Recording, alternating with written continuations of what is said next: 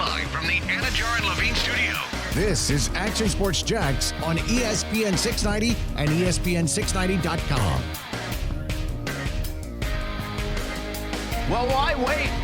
Let's just get it over with, I guess, said Doug Marrone. Not a lot of suspense all week long. And just like that, about an hour and a half ago, Doug Marrone to speak to the media, and bam, Jaguars are running with Nick Foles. That is the story of the day here in Jacksonville, a story we expected maybe to hear on Monday of next week. A little surprised that we already know based on, hey, who could a defense get prepared for in the Colts?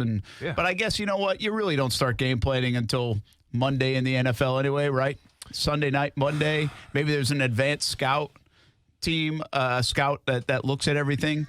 So how much would holding off till Monday benefit? If you're going to hold off till Friday of next week, then that might benefit. But I guess no real advantage holding off in terms of facing the Colts coming out of the bye week. There really is no advantage to say. To me, though, it's still a little form of gamesmanship, right? Like, if it was me in that decision, I would hold off as long as I could because it's not going to hurt you. You know, I just think it's funny that Coach Marrone kind of said the whole week he's taking his time, he's going to evaluate and everything like that. Well, literally the next day, Nick Foles, you know, and then here we are. So, obviously, it was a pretty easy decision to him, I guess. I figured he would go with the Nick Foles move. I feel like a lot of people figured he'd go with Nick Foles because it's like he said. I mean, right now, they think Nick Foles gives them the best chance of winning, and this front office, this coaching staff, that they need to win football games. Simple as that. Yeah, no, he didn't say that part. No, he didn't.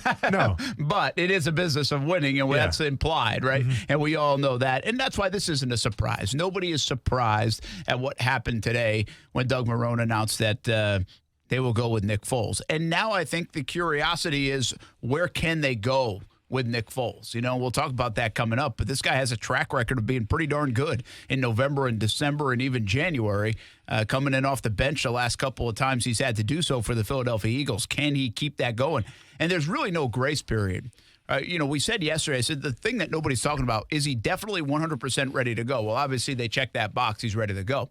But you don't have a chance to really be rusty or anything. You've got to get right into it. Now, the way the Jaguars handled their preseason, they didn't have a chance either to really feel your way into football games. I mean, they took like 10 snaps in the preseason. Nick Foles did, and bam, he was starting just like that in a real game. So this guy's been around it long enough. My guess is that doesn't matter. I don't know if rust will be an issue. I think he's either going to play good football or he's not going to play good football. And I guess we're all fascinated to see which one will it be. Well, that's the thing. You know, I mean, you say rust, I say timing. I mean, it's kind of the same, falls underneath the same umbrella, right? Where to say his timing is going to be dead on right away, I think that's a little naive because if you look at how the preseason shaked out a little bit and then you go to that first Chiefs game, that first drive. Final 20 seconds count. Was that the Chiefs game? Oh, good, Coos. Okay. So when we go back to that Chiefs game, you know, that first drive, there was some question marks. So now he settled in pretty nicely, and that second drive throws that beautiful ball to DJ Chark in the end zone. So it didn't take much time to adjust. We're not really getting a lot of preseason reps. But I still think there might be, you know, just a little timing issue because it's one thing to do it in practice. It's one thing to go against the scout team. But live reps on the road in Indy against a pretty solid Indianapolis defense, that's going to be different for him. Yeah, it will be. I was wondering if that was the black cat, by the way, coming in to the middle of the show or not. We'll have the black cat a little bit later on. But, yeah, listen, again, he's either going to play well or he's not. It's simple as that. He might play somewhere in between. And I think the hope now for the Jaguars, with everything in front of them, we've talked about it. We know what it is. Everybody out there knows what it is. They're 4-5. If they are going to make a run at a postseason, they better get to at least 9-7. They more than likely might have to get to 10-6. Mm-hmm. And can he go 6-1? Can they go 5-2? You know, I think 5-2 would be admirable. I think anything less than 5-2, and I'm sitting here wondering, maybe they should have just stuck with Minshew and see where he could go. But, you know, I think there's so many unanswered questions. I'm a big small sample NFL quarterback guy where I say Can we not get carried away with someone who's played 9 games? I say it all the time, so I can't be contradictory in my belief on this. We've seen Gardner Minshew for 9 games, and he's been pretty darn good in like 5 of them. Good, I would say, in 6 of them, and then he had a couple of games, and that's kind of the life as a quarterback, especially a young one, 6th-round pick guy. So I think all the things that he did was so admirable, but I'm still not here to tell you that for the next 15 years he's going to be the quarterback of the Jacksonville Jaguars. I don't think we know that. All I have to do is show you Cleveland, Ohio, and Baker Mayfield. I can show you other examples of it too, guys that started fast and then kind of like, okay, what are they doing? Mariota had his moments. Winston's had his moments. Derek Carr had moments. And everybody's still a little uncertain. Andy Dalton. All these people, they've had moments. Cam Newton, who goes on IR today. They've all had their moments, and some of that is even over a longer term, a longer stretch. I'm not just saying 8 or 9 games. But I just will always say it. I've said it. I thought they crowned Deshaun Watson a little bit early. It looks like they were probably right. Yeah. Deshaun Watson's a really good football player, MVP candidate. I think we are crowning Lamar Jackson a little bit early, but wait until the rest of the league catches up. Sure. It's a small sample on Lamar right. Jackson at the end of the day still.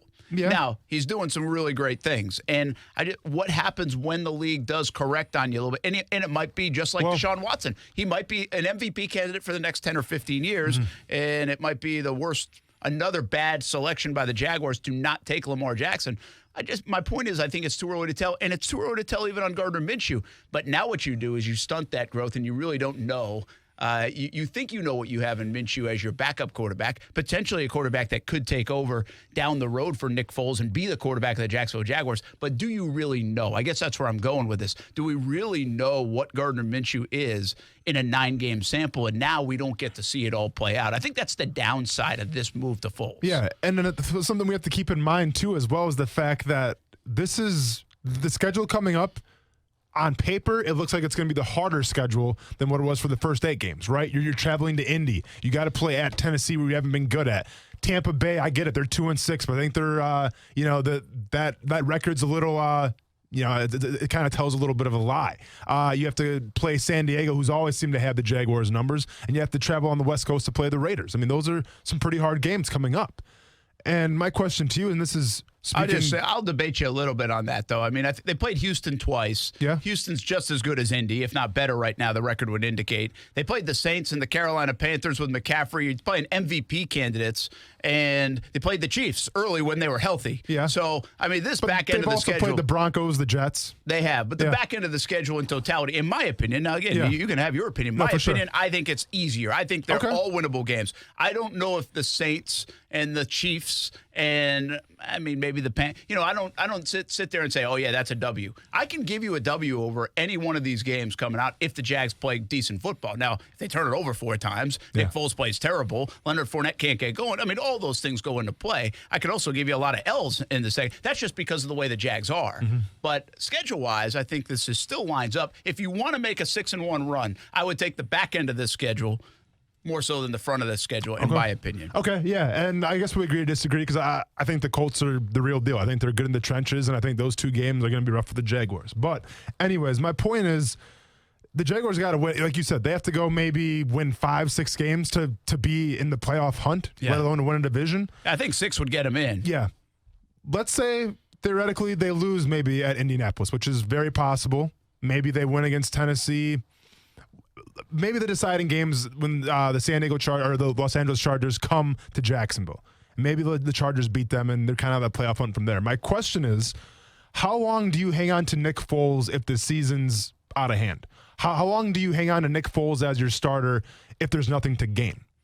How long do you hang on to Nick Foles where there's nothing to prove, but you have a guy on the bench named Gardner Minshew who maybe needs some more reps to see what he's worth? Like, at what point in the Jaguar season where, and this is like 100% certain that they're not going to make the playoffs, do you go back to Gardner Minshew or do you roll with Nick Foles then? I think given that situation, if you want me to answer the way that situation would play out, if the Jags say have 3 games to go and they're out of the playoff mix, even 2 games to go and they're out of the playoff mix and they kind of know it, I believe you could get a token half of football from Minshew or something like that. I don't think they'll hand him back over the reins. The difference is for me, at least sitting here right now, I would say this isn't an Eli Manning situation. This isn't an Andy Dalton situation. Those are situations where you're like, okay, we stink. We have a young quarterback that we want to get some reps in. We want to see what we have here.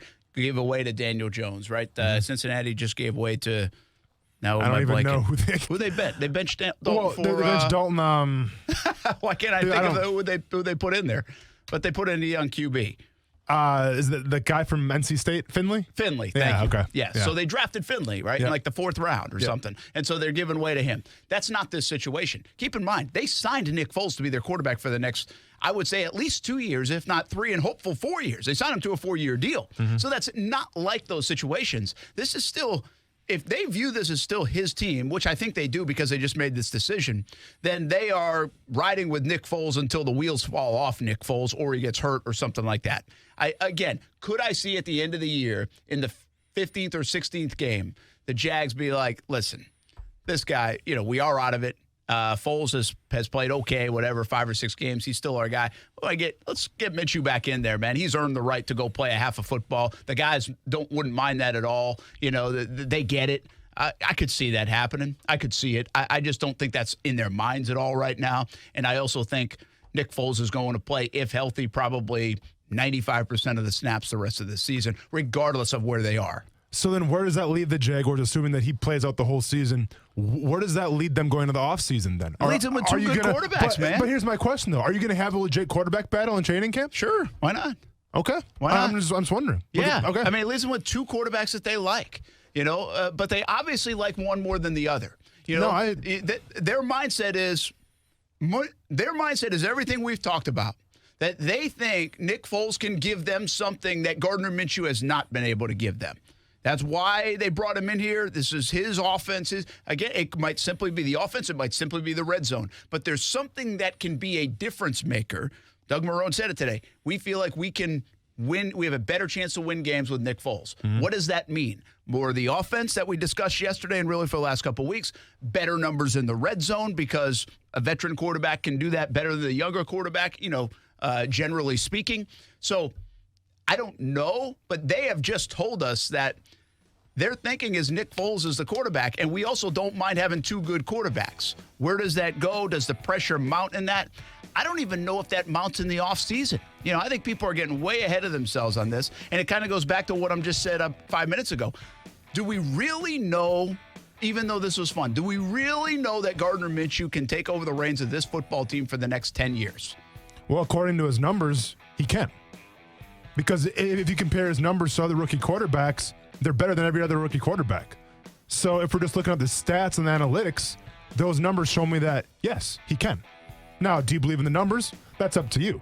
But if I'm in analytics, I'm saying, yes, he can. Well, it was 4-4. It wasn't 7-1. I understand that. Kyle Allen went 5-0. Teddy Bridgewater 5-0. Now, there's more to it than that. Again, this sounds like I'm knocking Minshew. I'm not.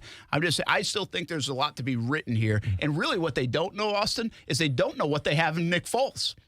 That's True. more fair to say. They don't know what they have. That's the curiosity. Let's talk more about it when we come back. Action Sports Jacks on ESPN 690. Star 690, the number. If you want to jump in, what do you think about the decision Doug Marrone made today?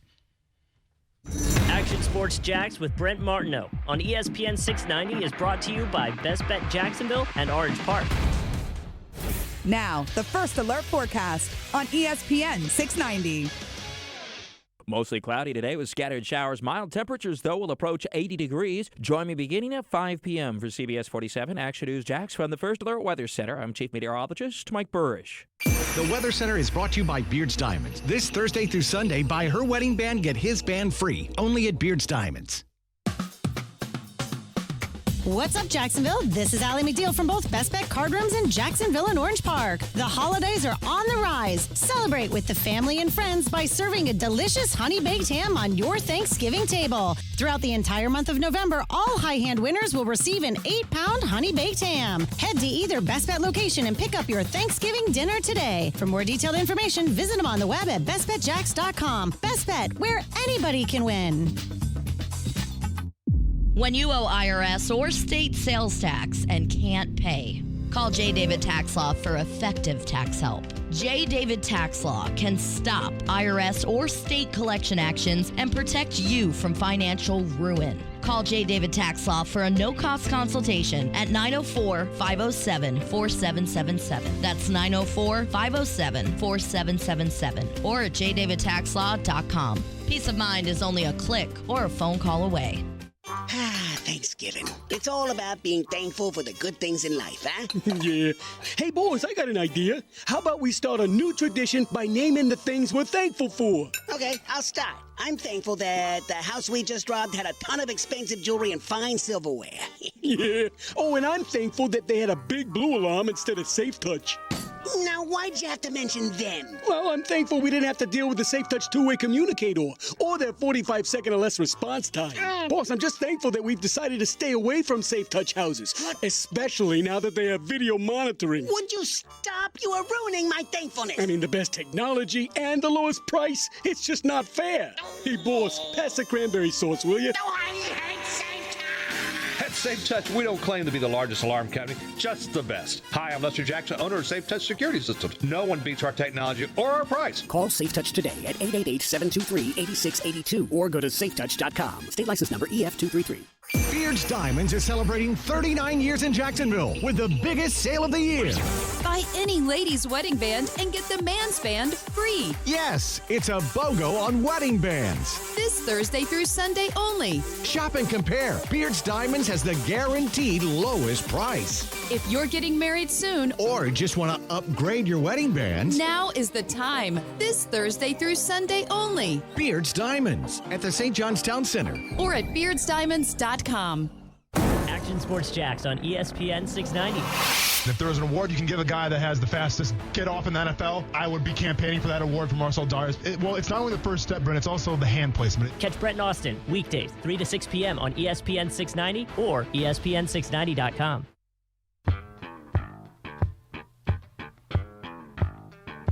Hi, this is Grayson Marshall Jr., 2016 ACC legend, and you're listening to ESPN 690. This is my decision. I worked hard on it, came to it, brought both players in this morning, spoke to both of them. After I spoke to the players, then obviously I wanted to make sure I spoke to the team, and then I wanted to get it to our media before they heard it anywhere else of where I can't control.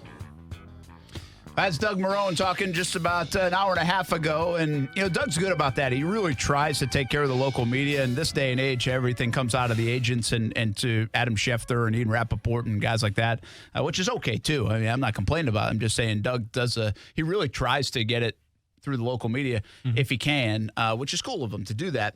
I also think Doug's an interesting guy, man. We talked about this a lot of different ways. He has protected the players to the nth degree this year, right? Yeah. Well, I feel like he did it again today. And what he did was he made this decision. First of all, nobody had it on their radar because everybody was thinking next Sunday, Monday. I think he even had mentioned that Sunday might be the time he'll make that decision, talk to the quarterbacks when they come back, talk to the team when they come back, and then probably announce to everybody. Well, he does it quicker, right? And he gets it done. But the Jags players were supposed to have availability today around 1 o'clock. For the final time of the bye week. You know, this is really the only time because they were in London and all that stuff. Well, I think this is just another, you know, whether he says it like this or not, but I kind of feel like he protected the team on this issue and let them digest it a little bit. And then they can talk to everybody about it whenever we catch up with them, which most likely will be next Monday. But I don't know how much thought goes into that for Doug Marrone, but I think players probably appreciate it quietly. The fact that Doug Marrone didn't say that at 1:25 and then at 1:30 they're all being peppered about it. What do you think? What do you think? What do you think? You know, and Minshew has to answer and Foles has to answer and everybody's got to answer. Mm-hmm. The flip side of that is I think he also kind of takes care of the media a little bit and when I say the media, I really mean the fans because the fans kind of want to know what's going on. And so the other bad part would have been to make everybody available from 1 to 2 o'clock, which is what they were supposed to do, and then Marrone announced it at 2 o'clock when everybody had already left. Yeah. And so everything that we heard from the players would be old news by then. Correct. Right? It would have no value. So, again, I have no idea how much those discussions are made down there, but I think they are cognizant of it and aware of it. And so I think at the end of the day, my thought here is Doug Marrone kind of helped the players again. And you're a guy that's been in the locker room. You've been around quarterback discussions and talks. They can weigh on players. You know, it's always topic number one.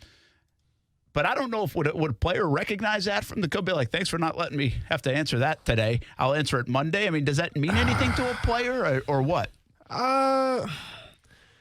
You know, it's funny now because it's like we always talk about where players are very in tune with what's going on in the media via social media. So I don't think they would necessarily like go out of their way to thank Doug Marrone, like, hey man, like you really, you know, basically jumped on the grenade for us there, but not making us answer the question. It wasn't a big grenade. Yeah. It's just a small token. But no, I mean, you know? it is, especially going into the bye week. You know, players can go on vacation now a little bit and just kind of recharge their batteries.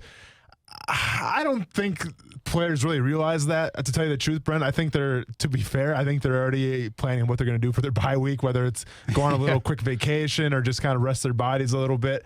I don't think they're really that concerned. All right. Well, a different topic from a player's point of view. Yeah. He had a team meeting today before everybody left. And talking about a bunch of things, I'm sure, like we got to get our butts in gear when we come back as a sense of urgency. We need to win football games. Yeah. Margin of error is real slim, but he also breaks the news to everybody. What's the reaction, do you think, in that team meeting room to the Foles news? So two things. To the Foles news, I think it's like I talked about. I kind of saw it coming. I feel like the players saw it coming as well. Now, we're not in the locker room, so we don't know their dynamic, but I think the writing was on the wall, especially after that last game from Gardner Minshew. So I think the players kind of saw it coming. Now, maybe, you know, they're a little shocked that it happened so quickly, whatever. But I think if you're Doug Marrone and you're from the players' perspective, I think you can appreciate him kind of getting the quarterback conversation out of the way right now. Like the last thing you wanted to do if you're that Jaguars offense, if you're the wide receiver, if you're one of the quarterbacks, is, you know, kind of get away from the stadium for a couple days, spend time with your family, you know, just get everything right physically and mentally, but then always having to wonder, like, all right, well, is it going to be Foles? Is it going to be Minshew? Because there's always that small fraction of a chance that it could have been still Minshew. You know, he's the younger guy. He has the more promise. So I think from that perspective, I think they kind of, you know, got a breath of fresh air knowing that, all right, well, we know who the quarterback is now going forward. We can leave the stadium for a couple of days. We'll come back and get ready to go to work. And it's also going to be really telling to see how long they're gone for, because every coach does this differently for the bye week. Some guys get the entire week off. Some guys where if the coach thinks that, you know what, the team's underachieving, he maybe gives them 3 days off. You know, I've been kind of the benefit of both sides. So I'm curious to see exactly how long Doug Marrone gives these guys off. Well, this has been Club Med, man. Yeah. Relative to everything else. I think they're coming back Sunday night. The whole week, basically. Yeah, they're done. Yeah. I mean, they're done. They're gone today, this afternoon, and they're out of here until Sunday. I think that's the plan. I mean, that's the plan according to the schedule. And by the way, I don't say that in a bad way. I think Doug Marrone has tried to take care of the players, hoping in return they reciprocate with good play, maximum effort, locked-in focus. And to be honest with you, I think they have been locked in focused. What they've handled in the first 2 months, I think the effort's been really, really strong. They've kept everything together. The leadership has been good. Now, their play has been good half the time and not enough of the time.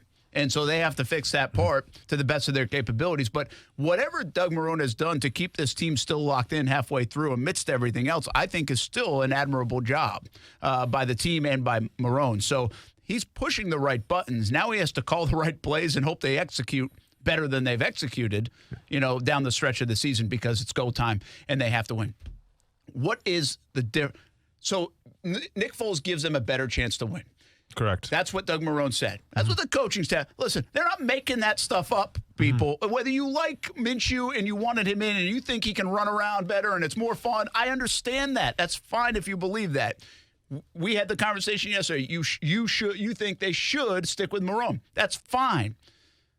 But why are they making this decision? Why, in your opinion, does he say right now, Nick Foles, doesn't matter how good this rookie has played. Well, it does matter, but as well as he's played, we think this guy gives us a better chance. Why is Nick Foles a better quarterback for them in the last 7 games than Gardner Minshew?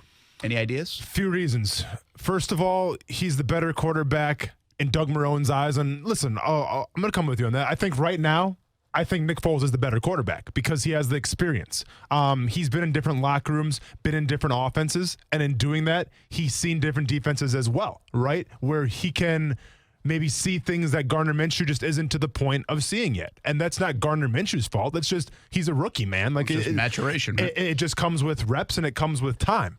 So I think if you're Doug Marrone, and like we've talked about before, where jobs are still on the line. The Jaguars are 4-5 right now. I don't care about the injuries. I don't care about what happened with Jalen Ramsey because at the end of the day, all that matters is wins and losses. All right? And the Jaguars are 4-5 right now.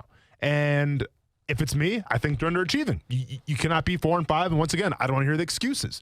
And Shad Khan made it perfectly clear after the 2018 season that they're not going to tolerate another losing season. Well, we'll see how this rest of the season pans out here. But they got some tough games, in my opinion, ahead.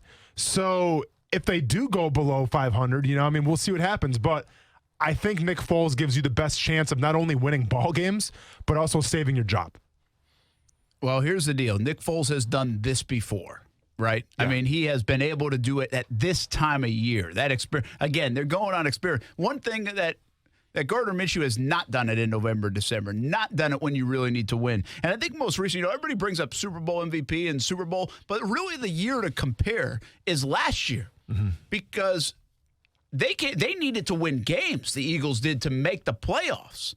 And Foles comes off the bench and he delivers. And I'm trying to get the numbers right now, but 2018, he went 4-1 in the final 5 games to get him into the postseason. Now, there's a bigger sample here with 7 games, but the irony in all of this is really not that different of a situation than 2018 and really 2017. I think the Eagles were 11-2 in 17 when he came off the bench and then leads them to the Super Bowl. So a lot of those starts were in the postseason. That's where he became legendary because he was getting it done in January and, of course, in the Super Bowl. And they were already 11-2. It's not like he had to get him to the playoffs.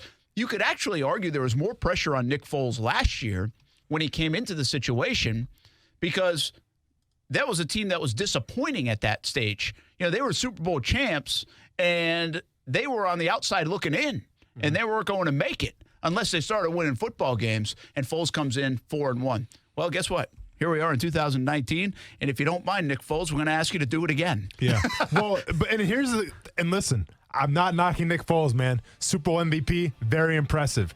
But in 2017, he wasn't putting up worldly numbers when he came in. All right, he finished that season with 5 touchdowns, 2 interceptions. 2018, he had 7 touchdowns and 4 interceptions. Okay, so from that perspective, it was the guys around him as well. Like we always say, Nick Foles saved the Eagles. Nick Foles saved the Eagles. I get it, but their defensive line helped out. Their receivers helped out. Those were team wins that the Eagles were getting. And if the Jacksonville Jaguars want to do the same thing, yes, Nick Foles can help.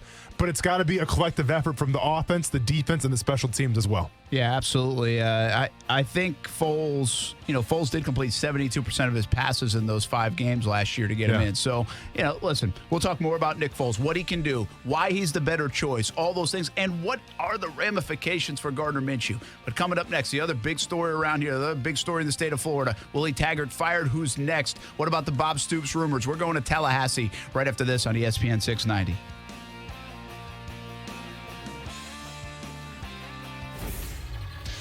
ESPN 690 Sports Center Update.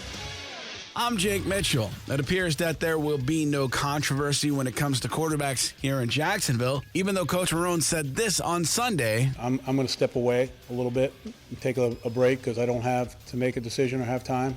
That's what I'm going to talk to the quarterbacks about, and then I'll tell them probably right before we come back on Sunday. We'll be able to discuss. The team has already named Nick Foles as the starter moving forward. And hard to believe, but college basketball is back tonight. Number 6 Florida Gators will take on UNF in Gainesville at 7 p.m. on the SEC Network. Stay connected with ESPN 690 while you're at work by listening on ESPN690.com. Best kept secret in tires is TireOutlet.com. Tire Outlet offers wholesale prices with premium service, and TireOutlet.com always has a safety-first focus. With locations throughout the First Coast, there's no need to go anywhere else for tires and service. Journey is coming to the ViStar Veterans Memorial Arena in 2020, and ESPN 690 has your tickets to the show. You've got 2 chances to win all week. First, listen to Action Sports Jacks at 4:15 all week long. If you don't win there, you can register for your chance on the contest page on ESPN690.com. As you know by now, I love the wings at Mr. Chubby's Wings. Hey, everyone, this is Brent Martineau. You'll love them, too, and you have to try the wings. But Mr. Chubby's has a full menu. Parents, kids, and sports teams, this is made for you. The American Dream Special. Burgers, fries, and a famous Mr. Chubby Shake for just $12.99. The American Dream Special. I suggest throwing in some wings, too, especially the Maple Cajun. 2 locations, the West Side and in Fleming Island. Chub it up at the place to be, Mr. Chubby's Wings. For families worried about making ends meet, we are here. For those struggling with depression, we are here. We're also here to protect kids in crisis, assist students, and help our seniors. We're Jewish Family and Community Services, and we've been here offering support to people of every age, race, and religion for more than a century. Jewish Family and Community Services, here for all. Here for Jacks. Learn more at hereforjacks.com. I like a really good 50% off sale, don't you? Well, get this. Arlington Toyota has slashed prices up to 50% less on remaining 2019 Toyotas. 50% less on a car? You gotta be going to Arlington. There's still time, but only a few days remain to get to Arlington Toyota and score up to 50% less on remaining 2019 Toyotas. That's up to 50% less on remaining pre-owned 2019s. If you're looking at a 2019 Toyota Camry, it's not $25,555. Now, it's only $17,288. That's $17,288 for a pre-owned 2019 Toyota Camry at Arlington Toyota. Thinking about a 2019 Toyota Corolla? It's not $24,855. Nope. Now it's $13,888. Just $13,888 for a pre-owned 2019 Toyota Corolla at Arlington Toyota. Plus, you get Arlington's $5,000 Advantage Club and even a national lifetime warranty with unlimited time and miles for new purchases. Shop Arlington Toyota today, 10939 Atlantic Boulevard, or anytime at arlingtontoyota.com. Visit arlingtontoyota.com/super savings for offer details. Shop the 904. We're local, you're local, shop local. This holiday season, shop local retailers right here in the 904. When you shop local retailers, you're making an investment in our own community. When you shop locally owned businesses, most of the money you spend with them stays right here in our community. Locally owned and operated businesses give our community character by offering unique options for shopping and dining. They are a big part of what makes living in the 904 so great. Shop the 904. Local businesses are also the ones who give more back to the community by supporting local charities and sponsoring your kids' sports teams. This holiday season, when you shop the 904, you're also giving the gift of helping your local community stay unique. Sure, it's tempting to try to save a few bucks shopping the giant online or national retailers, but those few bucks you save would do more for our local economy if you shop local. Shop the 904 and help keep our community unique. Shop the 904. Powered by Cox Media Group. Our partners at BSN Sports, the largest provider of team sports equipment and apparel in the country, would like to thank all of the coaches out there who truly are the heart of the game. While BSN Sports is the best at equipping athletes with a one-stop shop for everything needed to run an athletic program, coaches are the best at equipping lives. And that's the real final score. Learn more about how BSN Sports can save you time off the field so you can impact more lives on it by calling your local BSN Sports sales professional or by visiting bsnsports.com today. At Action News Jax, we're here for severe. When storms threaten, put your trust in the Action News Jax First Alert Weather Team, led by Chief Meteorologist Mike Burrish, rated the most accurate for the last 13 years. The First Alert Weather Team is the only team of certified meteorologists in the Jacksonville area. That means we have the most schooling and training to forecast and predict severe weather, and that experience will keep you safe from a storm. Action News Jax First Alert Weather on CBS 47 and Fox 30. Alexa, how do I drive more customers into my business? First, people will need to hear about you. Okay. Then you need to be online where they look for you. Online, huh? Then you need to be involved in the community. Then you need to... Whoa. I don't have time for all that. I need to run my business. Alexa, can you help me find someone that can help me with online marketing? Okay, searching for a local team that can help. Local Solutions, your local marketing team putting you at the top of mind. Visit JacksonvilleLocalSolutions.com today and let us take your business to the next level so you can get back to running it. Local Solutions, powered by Cox Media Group. Marketing solved. Hey, boss, pass the peanut butter, will you? Here. You know, I still can't believe we're eating PB&J for dinner. Well, times are tough for us crooks. I mean, we can't find any houses to rob because they all have Safe Touch security signs. Ugh. Just pass the jelly, will you? Cheer up, boss. 'Tis the season to be thankful. I'd be thankful if I had earplugs. Now pass the jelly. No, think about it, boss. Since we stay away from Safe Touch houses, we never have to worry about that 45-second or less response time or the two-way communicators. I'm thankful for that. So what are you thankful for? I'd be thankful if Lester Jackson moved to Alaska and took Safe Touch with him. Hey, you used up all the jelly. What? Oh, sorry, boss. Here, you want a bite of mine? Oh, I hate Safe Touch! Crooks know to stay away from Safe Touch houses. Hi, I'm Lester Jackson, president of Safe Touch Security Systems. No one beats our technology or our price. Call Safe Touch today at 888-723-8682 or go to safetouch.com. State license number EF233. Vida de Louis, a locally owned tequila right here in Jacksonville, wants to help our friends in the Bahamas. Hey, everyone, this is Austin Lane. And I'm Brent Martineau. Vida de Louis is one of the smoothest tequilas you'll ever taste. It's made in Tequila, Mexico, and shipped directly to Jax Beach. But Vida de Louis has friends all over the world, and that includes in the Bahamas. Help us raise money for the Treasure Key Relief Fund and Hopetown Rising. Check out Vida de Louis on social media and the website vidadelouis.com. 50% of all merchandise will go to these funds. Please help Vida de Louis help the Bahamas by going to vidadelouis.com. The holidays are on the horizon. That means family and food. Hey, everybody, I'm Brent Martineau. Let Renna's Pizza help you out. Parties at school, parties at work, celebrations, or maybe you're just tired of cooking yourself. Renna's has you covered with 5 locations in Northeast Florida. Want a fresh one? Renna's makes everything fresh. New York-style pizza, sandwiches, salads, and pasta dishes. Everything fresh. Find out why Renna's has been a family favorite for over 40 years. 5 locations in Northeast Florida. Marsh Landing, Bay Meadows, Argyle Forest, San Jose, and the newest location in Neptune Beach. Planet Fitness's 25-cent sale is back. Join by November 13th for just 25 cents down with no commitment. Tons of cardio machines, free weights, and strength equipment? Check. Free fitness training and a 30-minute circuit? You got it. Spacious and supportive environment? Boom. Join Planet Fitness for just 25 cents down, $10 a month with no commitment. Hurry, this deal ends Wednesday, November 13th. So join today in club or at planetfitness.com.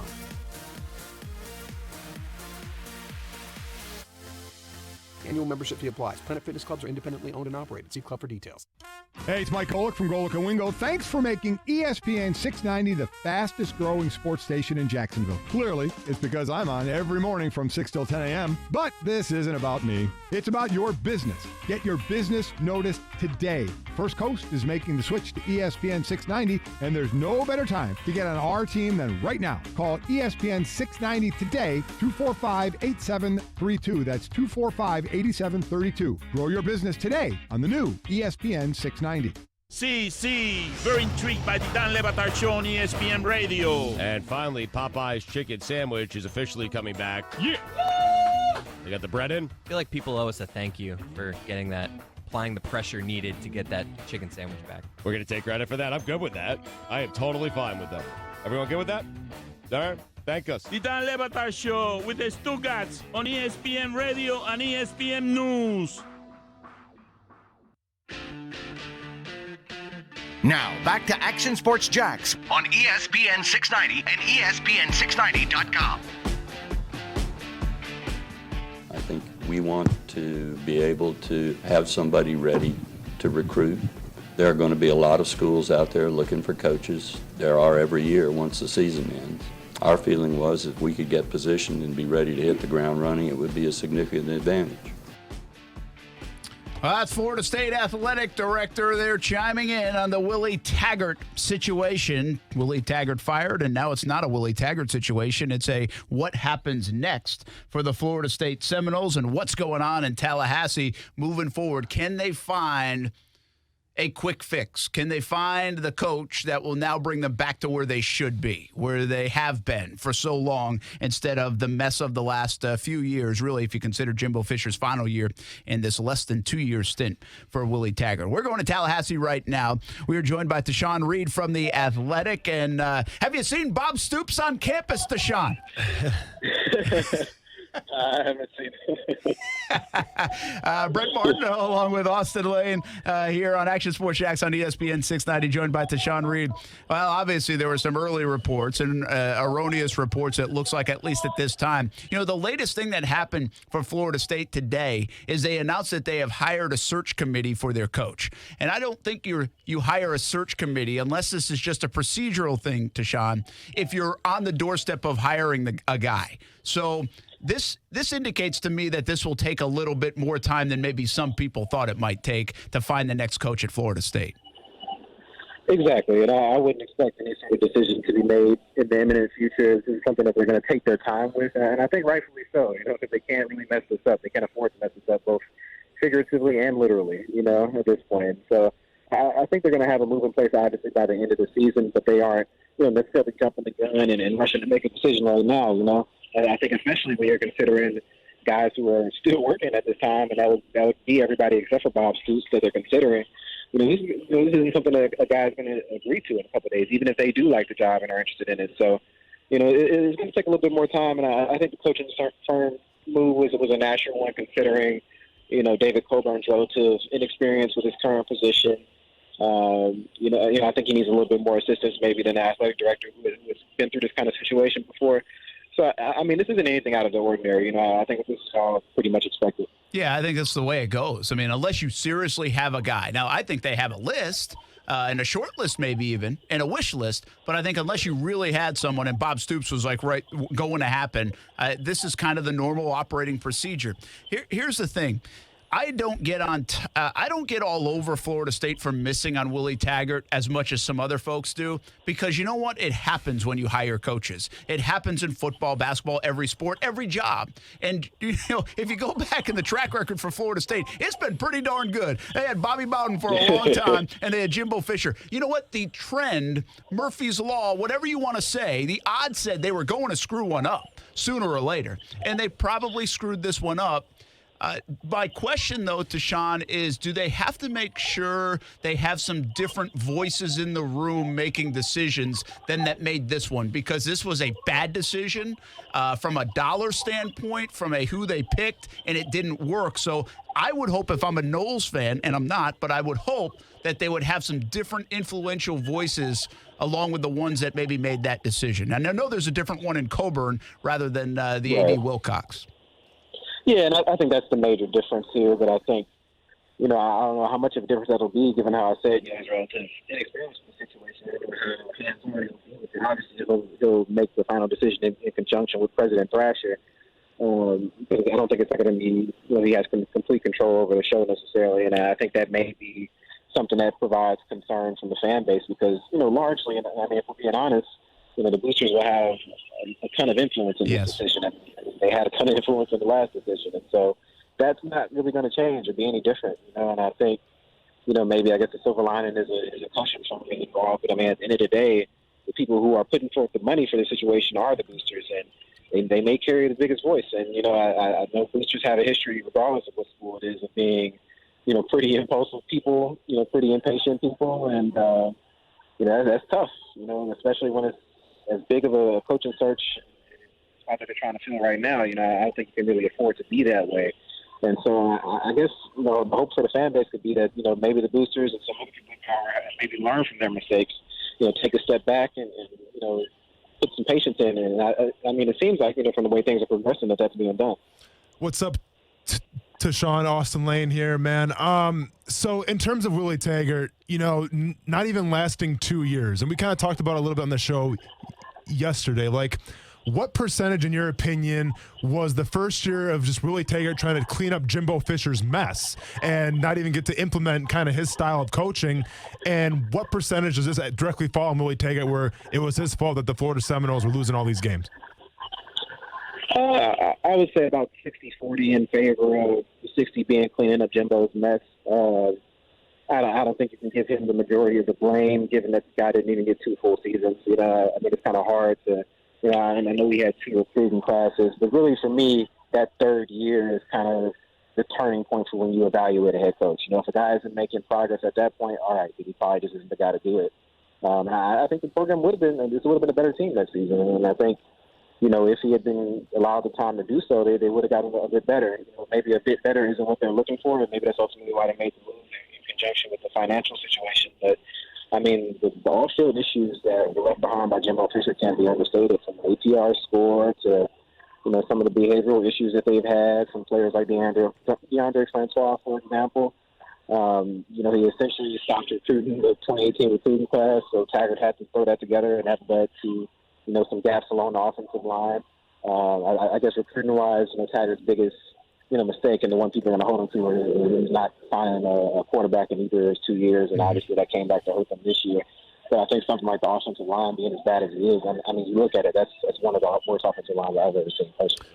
And you're not going to fix that in a year or two, and that can tank your entire offense, and it has for the last 2 seasons. So I think it's a mix of both, but I would lean towards saying, it's not the majority of Taggart's fault. It's really hard to do that when the guy doesn't even get 2 seasons.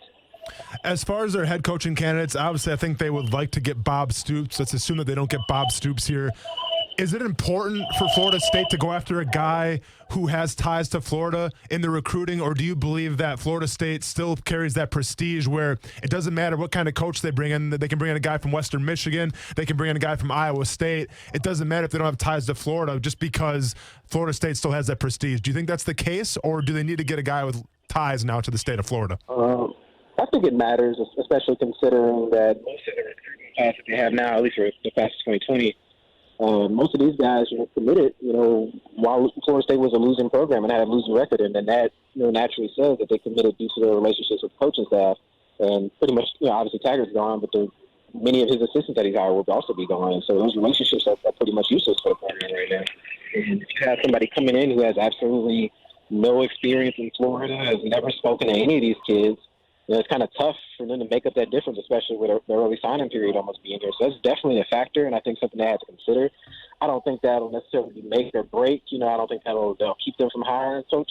So I think that's something that they'll consider. And, if a guy has that may push him ahead of another candidate.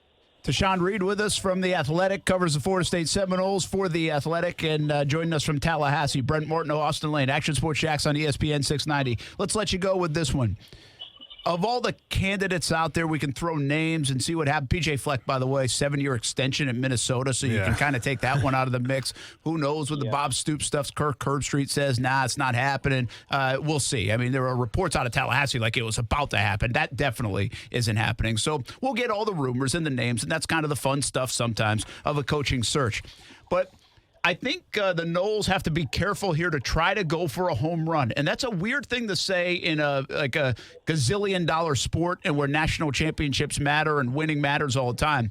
But what I mean by that is I think what Florida did to me is they went after Dan Mullen, and they knew they were going to get like 9 wins, 10 wins just about every year. And I still think the curiosity is, can Dan Mullen win big? Will he win a national championship? Can he take them to the Final Four? Can he trump Georgia in the SEC East? I mean, he's lost the last couple to them, so that hasn't happened yet. But I think Florida State now, given the fact that they've had 3 really, really bad seasons, almost needs to go that route. And then I'll add one more thing, and you just tell me if you disagree or not, and you know more, you're right there. But I think they got to go with a guy that maybe isn't like the super nice guy that Taggart was, or at least the quiet guy. They almost have to flip the script in terms of the personality and the character a little bit, because it just didn't feel like there was an energy from Taggart outside looking in.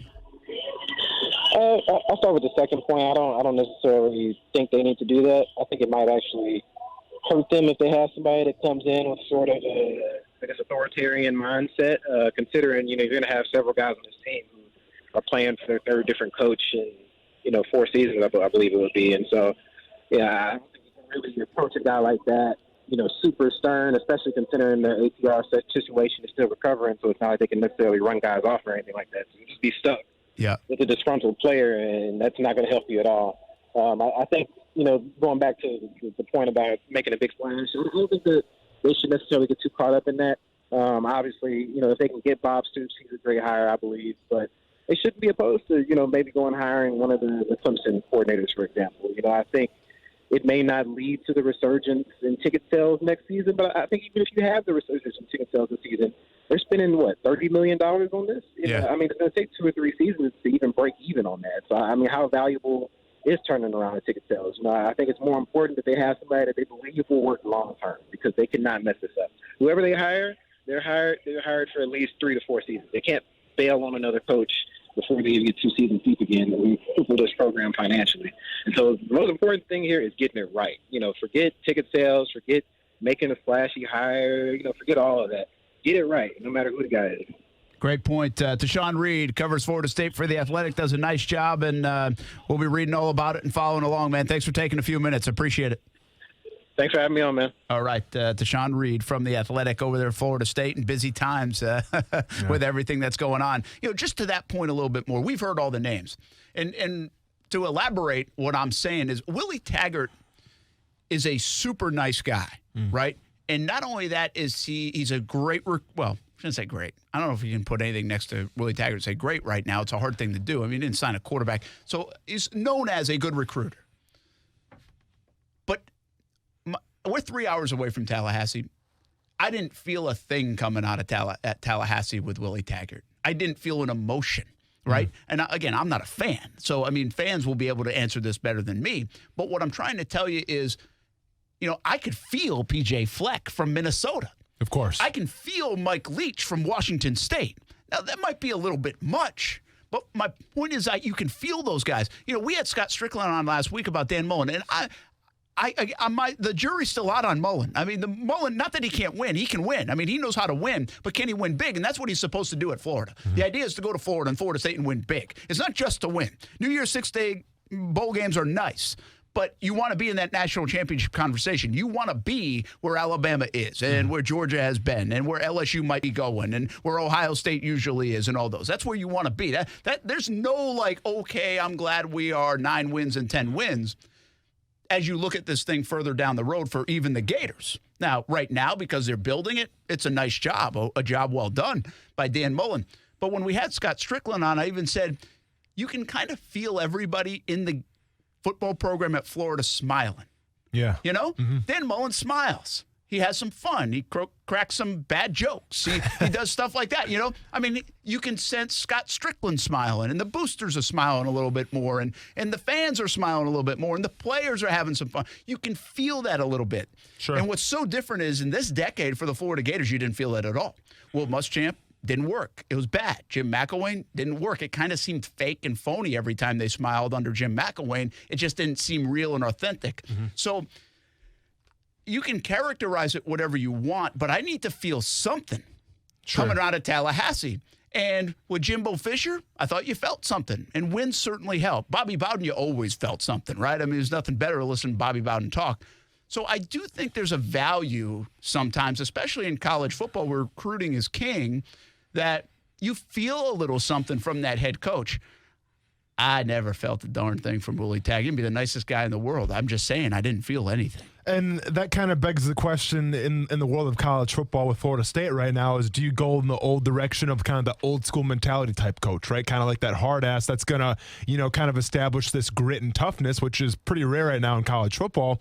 Or do you go with the new school approach? Do you go with like, you know, like a Flex now is staying in Minnesota. He signed that extension. But like, do you go with like a younger guy that can relate more to like the next generation of players? You know, and I can go on for days with those coaches. I mean, a guy that you mentioned was Fitz from Northwestern. Now they're not having a really good season, but like that's a guy that you always see in the interviews on on the TV. Like he's just a guy that seems relatable to his players. And a guy we talked about this offseason for college football was Manny Diaz. Manny Diaz we were excited about because he was a guy that kind of embraced that Miami culture. It seemed like the U was going to be back because he grew up around the area. The guys on Twitter and Instagram, you know, kind of poking fun at some of the players and stuff. They're having a good time. So we all thought, well, this guy can relate to his players. This guy's going to be the next great Miami Hurricane coach. They're not having a great season so far, and that's his first year, so we'll see how that pans out. So that kind of begs the question is, what do you do now? Because in my opinion, I think you had a guy with Taggart who was fresh, who was exciting, may not have made you feel any kind of emotion, but from my opinion, he was the offensive-minded guy. He was the guy coming from Oregon, you know, the exciting, the Ducks offense and everything. He comes to the East Coast, and you thought you were going to see that at Florida State because Florida State had the athletes to do what Oregon does. Well, it didn't work out for whatever reason. So do you go with the bland guy who's maybe just more of the quiet, the kind of the old school type, kind of like a Mac Brown? Do you go with a guy who's been established and build around the offensive coordinator and defensive coordinator? Or do you go with another fresh young face who can relate to the football team? Yeah, it's. I think people will say, give me the guy who can win, and I don't care about that stuff. But I'm just telling you, when you're in the state of Florida and you have UCF even creeping up on you because of what Scott Frost and Josh Heupel have been able to do over the last few years, and you have Florida way ahead. You know, those guys got hired a week and a half apart, and now one's gone, and one's won 17 games in the last 2 years. So we know who won that decision. And so when you have that, and then you do, we'll see what Manny Diaz becomes. Yeah. I feel like you need to put yourself on the map in more ways than one. And winning is the ultimate. That is the best way. But I do think personality adds to it. You know, fun offense? Absolutely. Don't bring me a defensive guy that's going to win 20-14. Not in the state of Florida. Not in the state of football the way it is right now.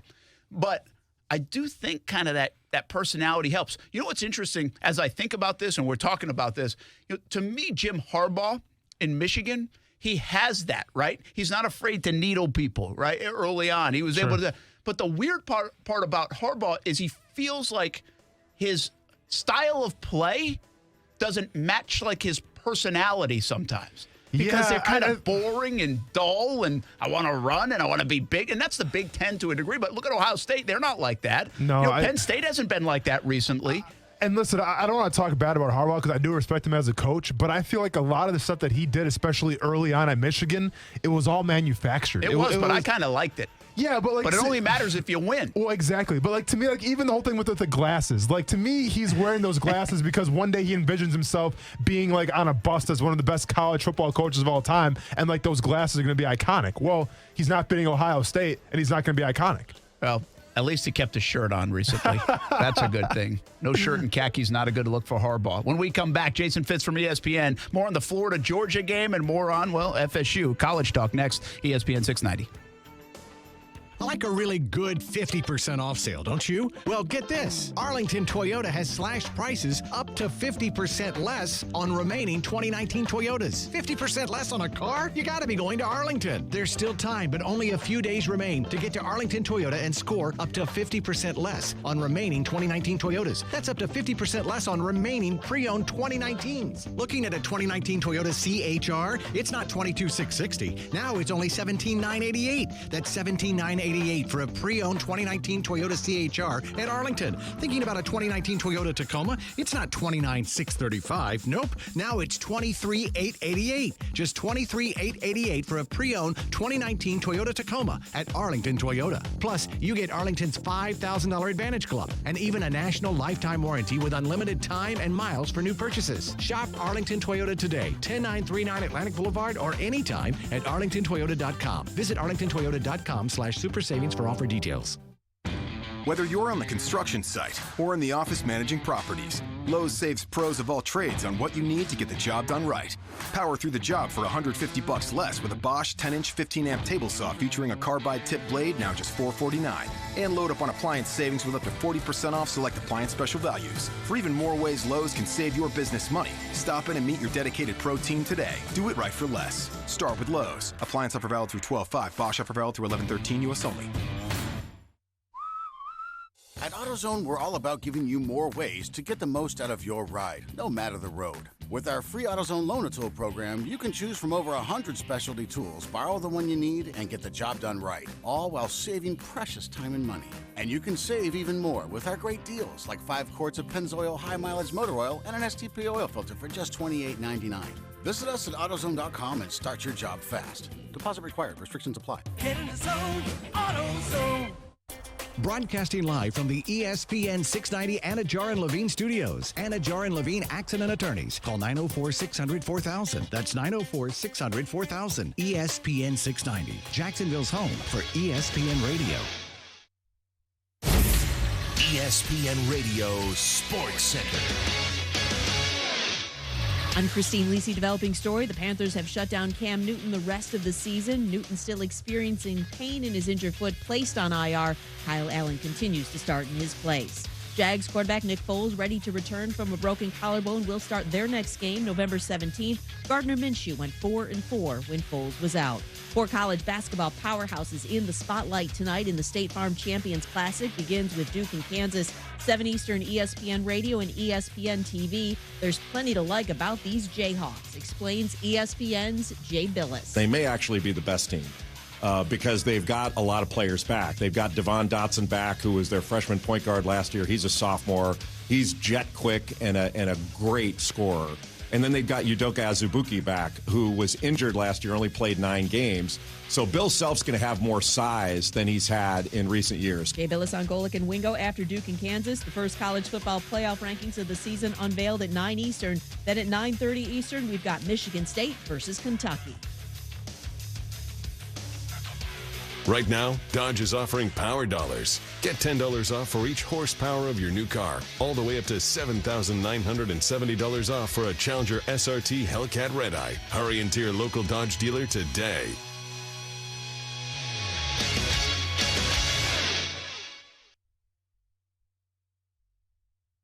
WOKV Jacksonville. Listen live everywhere you go on ESPN690.com. ESPN 690, a Cox Media Group station. Brent Martineau. You see him every day on CBS 47, Fox 30, Action Sports Jax. Austin Lane. He's a former Jag star and current MMA fighter. Broadcasting live from the Anajar and Levine studio. This is Action Sports Jax on ESPN 690 and ESPN690.com. It feels great to come back home and play for my family and be undefeated against Florida every year. It feels good. It feels good because right down the street, Florida is a home school. Everybody want to go to Florida. I made my best decision of my life to go to Georgia. Hey, shout out to Duval, man. Let's get it. Shout out to Rain. That's Solomon Kinley all fired up after the win over the Florida Gators on Saturday. Solomon Kinley, big offensive lineman. And I want you to picture this. When he was at Rains High School here in Jacksonville, I think they were in his sophomore season. He was an offensive lineman for Rains. Might have been his junior season.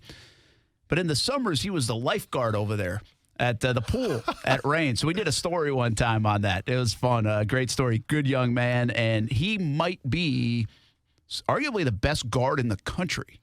At his position. So, well, he must have been a pretty good lifeguard. All you got to do is just stand up in the pool. Like you don't have to swim or anything. You just literally walk to people, carry them out in the deep end. Yeah, you're good to go. Don't run. Yeah. If Solomon says don't run, you don't run. Yeah. I mean, if someone's having problems swimming, just literally just jump in and stand up and save them. It's easy. All right, let's welcome in Jason Fitz from ESPN, Brent Martineau, Austin Lane here on a Tuesday. Action Sports Jax on ESPN 690. Well, I'm sorry that you couldn't come to Jacksonville for the world's largest outdoor cocktail party, but hopefully Beale Street was good. Well, Beale Street was great, but I mean, it's the world's largest outdoor cocktail party. Look, it was a great experience to go to a new city. It always is. One thing I will say that really has stood out to me this year on game day, traveling with game day, is certain places when they get it for the first time, it means so much to the city and to the program. So I think one thing lost in the shuffle of last week, and obviously we all knew Florida-Georgia was going to be a great game, but lost in that shuffle was just walking through Beale and walking through Memphis and finding out about a football program that 10 years ago on national TV had 4,000 people in their stadium for a home game, and there was a real conversation around the program of even shutting down football or going to a lower level. Could they ever make football relevant? And then there you are 10 years later hosting game day and frankly getting a big win for them against SMU. So really cool moment for Memphis football. I'm not sure it's ever the party, as much of a party as Beale is, I don't think it can ever hold a candle to the world's largest cocktail party, but still, it was a great experience. I give you a lot of credit right there because you just said walking through Memphis instead of walking in Memphis and didn't sing any of it. That's a level of restraint I don't usually have, so I felt pretty good about myself. I'm not going to lie. I do think it's kind of cool. Like if I put myself in the ESPN shoes, right, the folks that came up with College Game Day so many years ago that still are a part of it, and then you put yourself, like you just said, in the Memphis football shoes, and say, wow, look at this. You take a moment. Hopefully everybody took a moment to look at that when you go to a place for the first time. And College Game Day is such a big deal that everybody comes out. They had lined the streets. And the way that street's set up, it was a cool venue, man. Almost felt like Nashville for the draft, right? Because it kind of goes all the way back that way. Yeah. And But then for Memphis to sit there, and hopefully they take a look at some of those pictures and say, wow, we have come a long way. So to your point, I mean, it's a pretty cool scene. And the more you can do that in different places, the more fun it is for everybody. Well, and the other side of it is, man, SEC schools are so good for so long every stinking year. How do you pick the ones that are really special for game day? I'm glad I don't have to make the decision. Frankly, I don't know who makes the decision. I think they guard that for me so that I don't knock on their door and start, petitioning for whatever I think is fair. But, I don't envy the decision because, let's face it, you know that Florida is good this year. You know Georgia's good. You also know that in the past, we've gone to this game. In the past, we've gone to the SEC championship game. It feels like it's really easy to just represent SEC and Big Ten schools because they're going to be good all the time. So I think it's pretty awesome that they've been able to find off-the-radar stories because at the end of the day, we're still going to talk about Florida, Georgia, wherever we are that day. So giving the shine to another program for that sort of an advertisement for where they are as a football team, man, it's pretty powerful. Well, you could have been Mike the Tiger at LSU and picked this week's College Game Day. We'll get to LSU and Alabama in just a moment. That's going to be a dandy. But before we do that, your take on Florida, Georgia. And as we talked about that game going in, I think some of the conversation was, and I was included, if you take me back to August, I said Georgia and Florida, the gap is still pretty big. But as we got closer and closer the last few weeks to this football game, you noticed the gap had closed. Well, I think what Georgia said in a statement kind of way with Kirby Smart and that football team is, hey, Florida, you guys still have some catching up to do because, Jason, that didn't really feel like a 7-point game. No, it didn't, and you're absolutely right. In fact, one of the people that I love that works on our social media team is a Florida graduate, and so we all went out for dinner the night before. And I kept saying, guys, if you look at this on paper, this is a 2-touchdown game for Georgia. They should win by 2 touchdowns. And she got so mad she eventually left the dinner. And so, I get it, and I understand the passion on it, but it felt like a 2-touchdown game. And this is, to your point, this is what we've been waiting for from Georgia all year long. They are, from top to bottom, talent-wise, they are on par with the best of the best across the country. Florida's a little ahead of schedule. We didn't think Florida would be where they are right now, so it's awesome to be ahead of schedule. But I'm telling you, Georgia knew their backs were up against the wall because if they lose that game and they don't make the SEC championship, that's so catastrophic for their program that there will be questions about coaching. There'll be questions about what changes need to be made. I mean, the trickle-down effects because of the expectations of Georgia to win a national championship are so heavy that they had to win that game just to keep everybody at bay.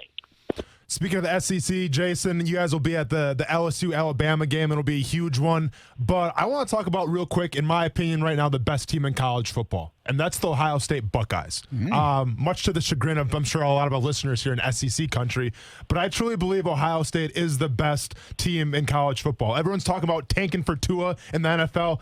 Choke for Chase Young is what I'm starting because I think Chase Young is the best defensive player in college. And the reason why I'm such on the Ohio State bandwagon, yes, they crushed my Wisconsin Badgers. Don't need to get into that. But I think right now you have an Ohio State team that hasn't shown any weaknesses. They have a strong offense. They haven't been really beat that bad on defense yet. Even with Alabama, even with LSU, yeah, they have good offenses, but this Alabama team's also allowed 30-something points to Ole Miss. They've also given up 23 points to South Carolina. I think I think Ohio State right now is the most complete team. Am I wrong? No, I think you're right. So let me protect myself in the answer, just so all your SEC fans are happy too. If I had an AP vote today, I agree with you that Ohio State is, I think, probably the best team in the country, top to bottom, the way they're playing on both sides of the football. LSU has played a tougher schedule, and they've looked great doing it. If I had an AP vote, I would make LSU number 1 and Ohio State number 2. And that's frankly what I think the committee is going to do tonight. I think they're going to make it 1-2 in that order. But you're right also, for the NFL fan out there, I have to remind everybody that you're talking about Chase Young, and you're talking about somebody that is one of the best defensive players we've seen come out in years when he comes out in this draft. It is going to be incredible to watch Chase Young. Not just him, but when you talk about the other side, Grant Delpit, the safety that we were all hugely high on from LSU, you could be sitting at 4, 5, or 6 in this year's draft. And because of the obsession with quarterbacks and the reach that everybody makes in the top 2 picks, you could be looking at getting the best player in next year's draft if you're sitting at 4, 5, or 6 simply because of the position they play. That's astounding. Chase Young, we stood on the field, and I'll never forget standing next to Mike Gold Jr. We were at the Ohio State-Nebraska game. Chase walked out. And Mike, who is not a small man, just looked over and said, "Oh, my God, he's huge." Now, when a former football player says, "Oh, my God, he's huge," and I'm sitting here at 5'9.25", he used to be 5'9.5", and I'm sitting here saying, "My God," I mean, Chase Young he dwarfs everybody on the field with his size and his ability. He is a special player. And you're right. If I had a vote today, I would take LSU as number one because of who they've beaten and the schedule they've played so far.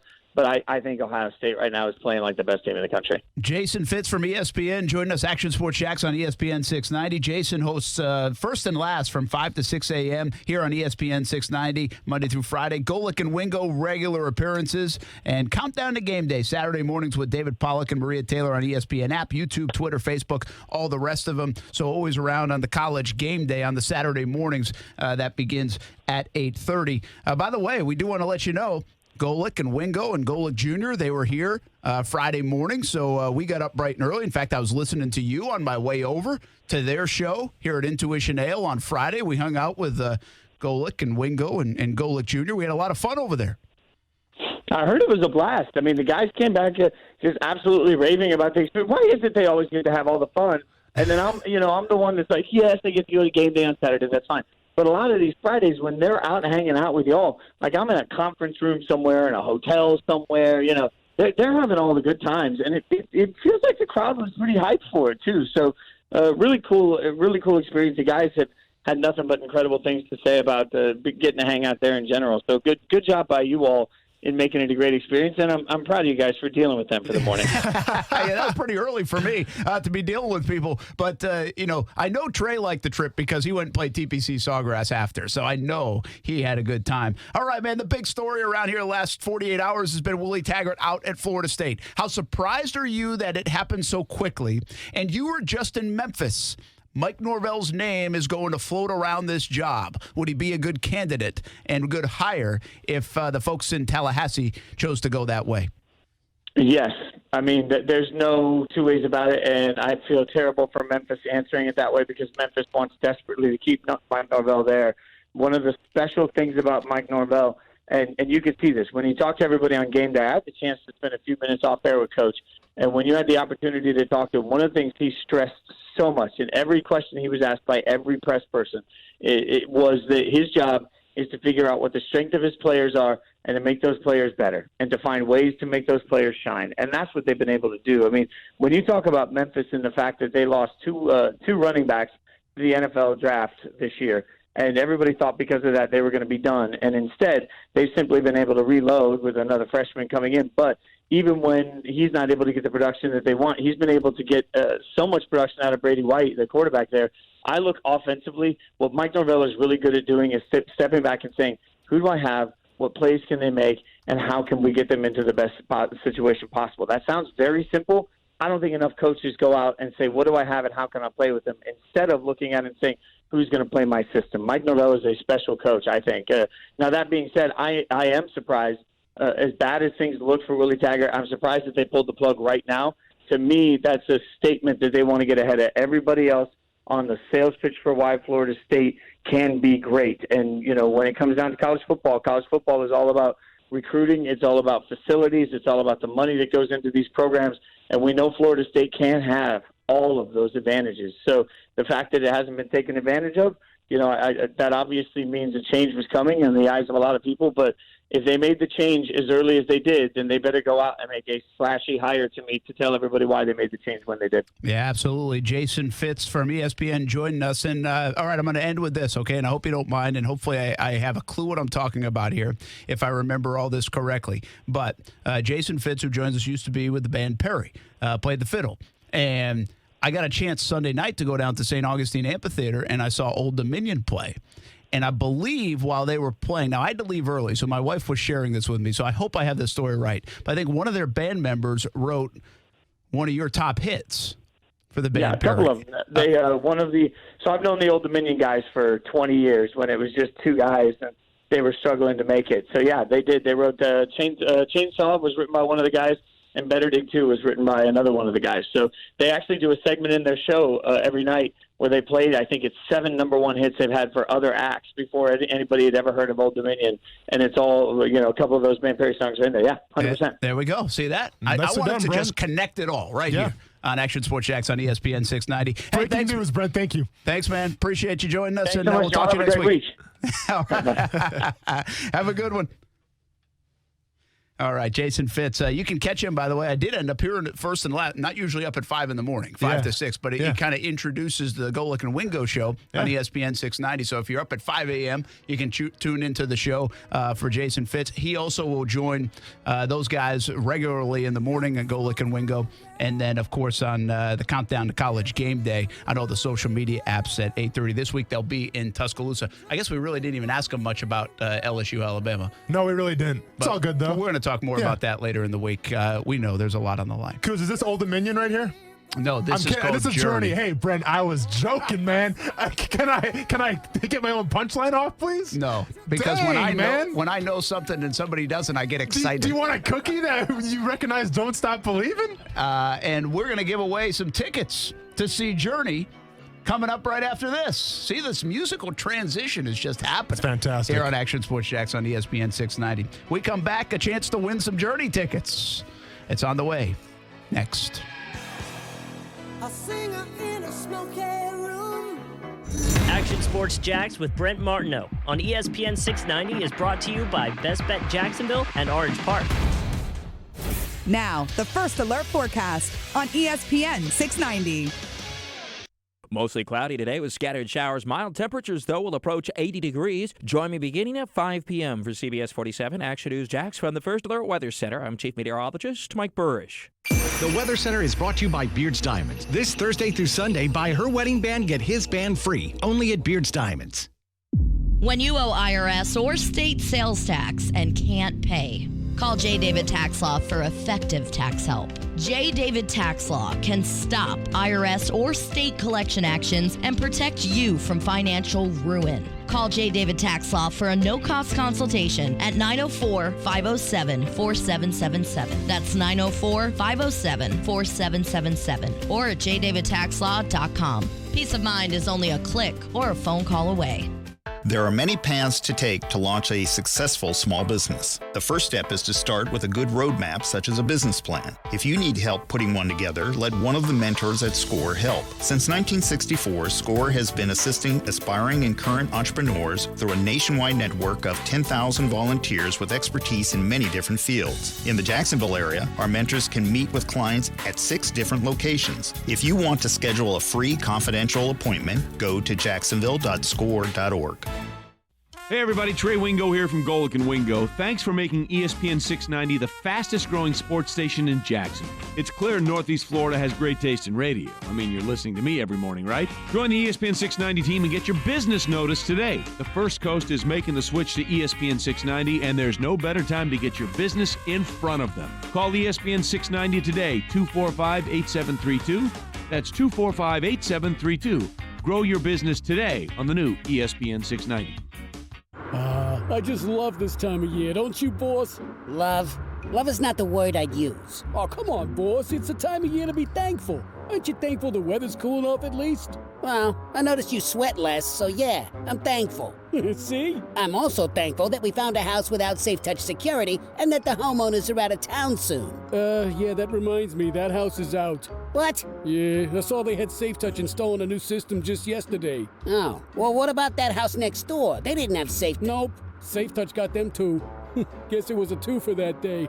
You know, I was just starting to get into the thankful spirit until you brought up Safe Touch security. Sorry, boss. We still have a lot to be thankful for. I'd be thankful if you truly found me a house without Safe Touch. I'm on it, boss. Crooks know to stay away from Safe Touch houses. Hi, I'm Lester Jackson, president of Safe Touch Security Systems. No one beats our technology or our price. Call Safe Touch today at 888-723-8682 or go to safetouch.com. State license number EF233. The cooler temperatures are finally here. And that means it's time to play some golf at a great golf course. Go to the Golf Club at Southampton in North St. Johns County, located off County Road 210. Unbelievable promotion here. 2 free months of full golf membership and a $500 gift card with a paid initiation fee and a 12-month commitment. The Golf Club at Southampton, home of the Dream 18 and your new golfing destination. For information on these unbelievable programs, call the Golf Club at Southampton at 904-287-PLAY. That's 904-287-PLAY. Stephen A. Smith Show, weekdays from 1 to 3 p.m. on ESPN 690. The only difference between the New York Jets and the New York Giants is I have no problem with Pat Shermer finishing the season before he goes as the head coach of this franchise, because he never should have been a head coach to begin with. And in the case of Adam Gase, he should be going today.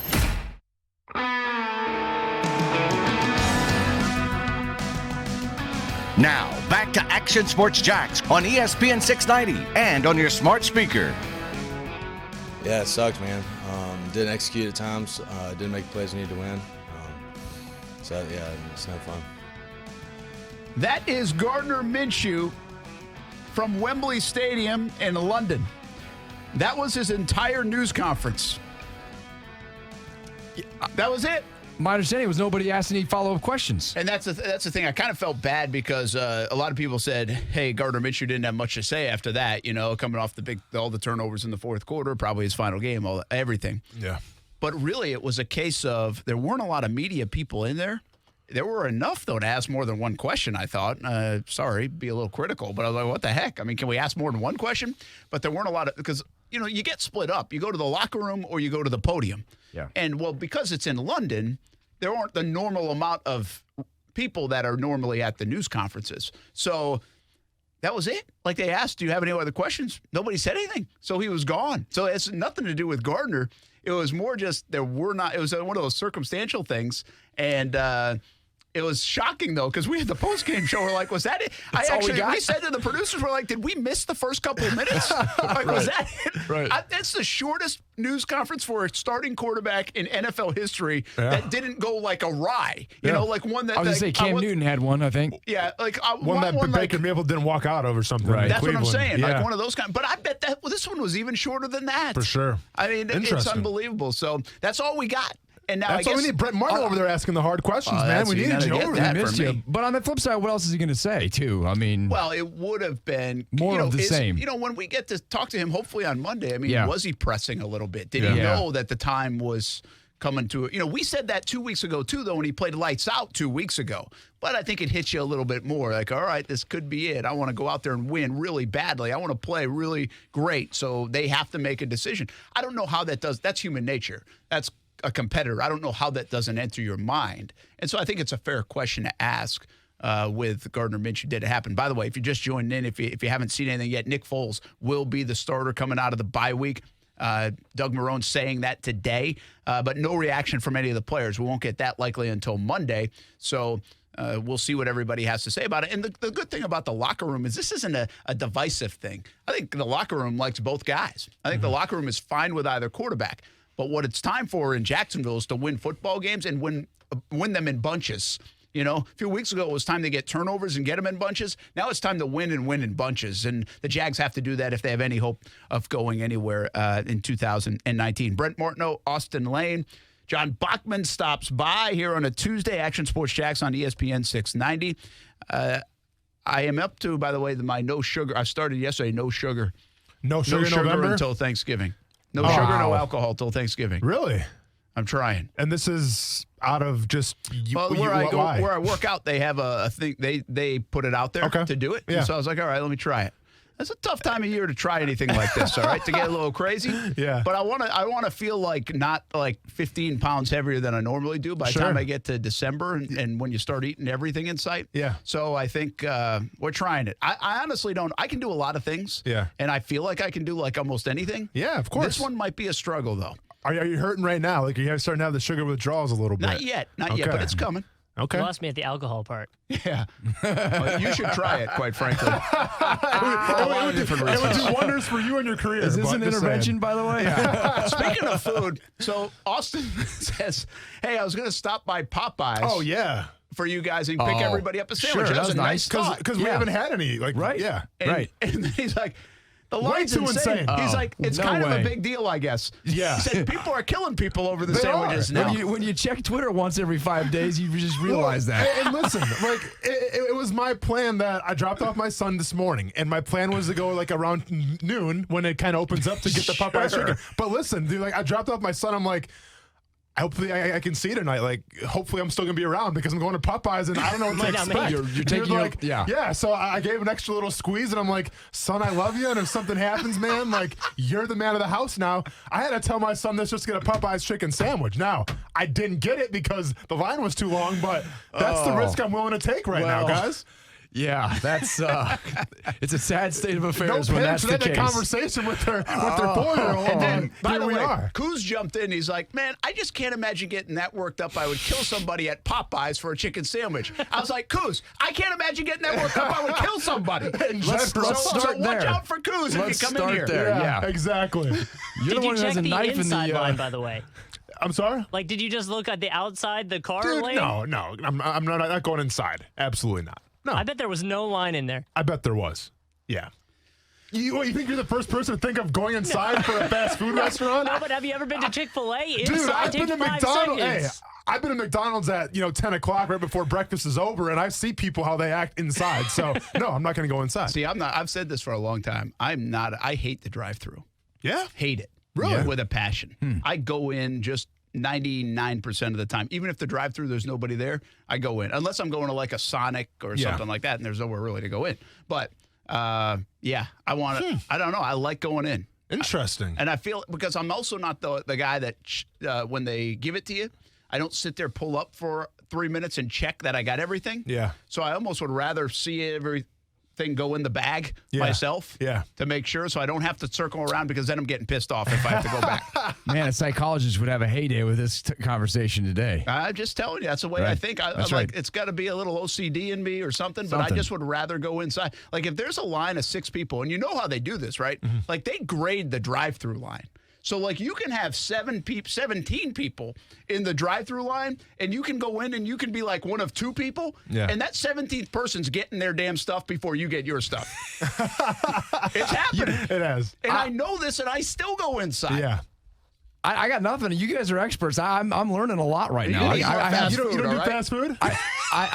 Or drink coffee John, or something. you don't do fast food? I do it. I just don't do it very often. I used to do it a lot more when I was younger. It's hard to still do it at when you get up in age. Well, because it's hard to digest, but I'm still the guy that comes from the realm of theory where Taco Bell is actually healthy for you. So that's what I always tell myself. I'm like, you know what? If you go Fresca style, it is. I don't go Fresca style at all. I go chili cheese burrito style. So they do say it's the best of the fast foods for you. I got a quick Taco Bell story. You want to hear it? We got time? Let's do it. All right. So I don't know if John does. I got time. So back in 2011, Taco Bell debuted the Doritos Locos Taco. And what it was a taco shell of the Cool Ranch thing.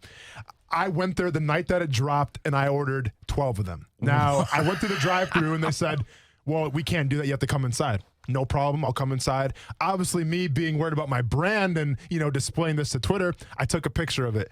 Didn't know that I was going to get back to the Jaguars nutritionist.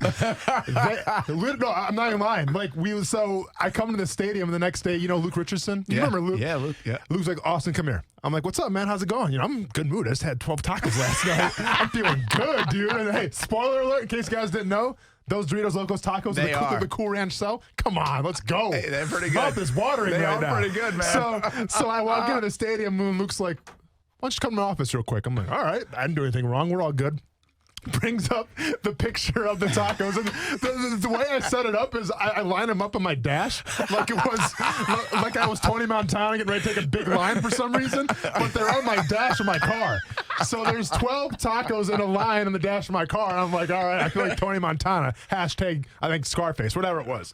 So Luke shows me the picture, and he's like, can you explain yourself? I'm like, what's up, man? He's like, you can't eat this. He's like, you didn't eat all those tacos. I'm like, I really did, Luke. Yeah, I ate 12 tacos. I mean, not in one setting. I kind of gradually throughout the night, it was a very personal experience for me. But I ate 12 of them, and literally, dude, he was upset. He's like, you're killing your body, all this stuff. I'm like, whatever, dude. They're good tacos. How about that? That's awesome. It reminds me a little bit of, remember when Jalen Ramsey first got here? Yeah. He said something like he had Skittles and Cheetos and all that stuff. Yeah, it was like a cheese slice or a hot dog, I thought. Something just basic. And I think they called him in, too, for it, because he kind of said so. It was a Twitter back and forth. Yeah. But man, they'd have a heyday with the newsroom. That's all I have to say. Unbelievable. That's some of the best stuff we could have. Anywho. Hey, I know you're going to tell us what you have coming up on CBS 47 and Fox 30, but yesterday we talked a lot about the Shad Khan stuff. We started with you, and then we kept going, actually, for about another half hour with the Khan stuff in London. But then how interesting was it last night? You see that report that the Chargers going to London was a viable thing? And then, wow, their have owner you ever wasn't seen having an that. owner say what he said? I didn't see what he said. The owner just absolutely blasted. Get the dump button ready. Oh, boy. Yeah, well, no, I'm not going to read it like that. Hold on, let me find it. The full quote from Chargers owner Dean Spanos. Quote, "It's total effing BS, okay? We're not going to London. We're not going anywhere. We're playing in Los Angeles. This is our home. This is where I'm planning to be for a long effing time, period." Okay, well, you can't pull that back. Hard to pull that one back, yeah. Now, this is a guy that, a lot of people in San Diego still are not very happy with. Well, let's be honest, the Jags have had to deal with this conversation for a long time, so you can probably understand his frustration, I guess, to some degree. Yeah. But as long as it's not the Jags, I don't care. Yeah, well, right? Well, but it plays back into that a little bit. And there's a lot more discussion of what's going on with the London 2 games and how people, there's a lot of Jaguars Twitter and social media and commentary about it that they would be fed up with the idea of it. And we had this discussion yesterday about some of that, and I'm sensitive to it. I get it. And just a reminder, I'm a season ticket holder, like for my kids and my wife. And I don't think I'd be happy about it either. I thought about this last night from my point of view, and it's a weird point of view, right? I cover the Jags, but obviously the kids are growing up. And I don't think, like, my kids haven't said, "Hey, Dad, if they go 2 games to London, I don't want to go to the game anymore." Right? They haven't said anything like that. And I really haven't said that. Like, I think I would still go to the games and buy whatever games are remaining. I also understand why people would be fed up with that and wouldn't want to go to and spend their money when you're giving away some of the games to another place and it doesn't feel like it's all yours. I thought some folks brought up an interesting discussion too. When it does come to a point where they need a new stadium in Jacksonville, which that will come, sooner than later probably. Most definitely. And we've already discussed it many times on CBS 47 and Fox 30, and Mark Lamping has kind of started that discussion quietly and softly, but it's coming. And I think they brought up a good point of when you want public dollars for a stadium, yet you're not even playing all your games in that stadium, that could bring a second part of this down the road. And who knows what Jacksonville looks like at that point, right? I mean, we were having the Green Bay discussion. The one thing we left out of the Green Bay discussion is I guarantee you Fortune 500 companies or big businesses around Green Bay all are in on the Packers. There's not a lot else, right? There's Wisconsin football, basketball, but there's the Green Bay Packers. And so all the people are in. Well, one of our problems in Jacksonville has been, not only are we still in our infancy really as an organization, we're a growing market. The Jags have not won games enough to pull people from all over the place, say, "I really want to be there. The energy's awesome. I can't wait to go watch them win." But there also isn't a mass number of Fortune 500 companies, dollars. Now, more and more are coming to the city. But you need those kind of dollars, too. As the city grows, you'll be able to get more corporate dollars involved, I would think. You're right. And maybe Austin knows more about this because you grew up there, but I don't know that there are any more Fortune 500 companies supporting the Packers. I mean, one thing the Packers have that nobody else has, of course, is this whole fan ownership thing where you can basically, and let's be honest, there's really no ownership there. You're basically just donating money. It's a crowdsourcing issue where you can buy stock in the Packers, and I used air quotes there for the audience because it's not stock. You're not getting anything back from that. John, careful now. We have listeners back in Wisconsin. I understand. And my mom's a diehard Packer fan. She grew up in Wisconsin. She is a shareholder, but. It's a fun, so my getting back to the original point, Green Bay is a small town. It's there's the meat packing and paper mills and those kinds of blue collar industry. Not like Atlanta where you've got, Coca-Cola, UPS, I'm forgetting a Charlotte whole bunch of them. Galore. Correct. Right? You can look at each one of these cities and say, there are some big dollars behind them. And so I guess that's why I brought up Green Bay as a pretty good comparison because of the size, because it's more of a blue-collar town, et cetera. So, yes, they're more of a statewide, more regional, even national brand because of their history, and there's definitely a lot of that. And I think that's the best argument, putting the Packers ahead of the Jags in that regard. But otherwise, I'm not sure that that's necessarily the case.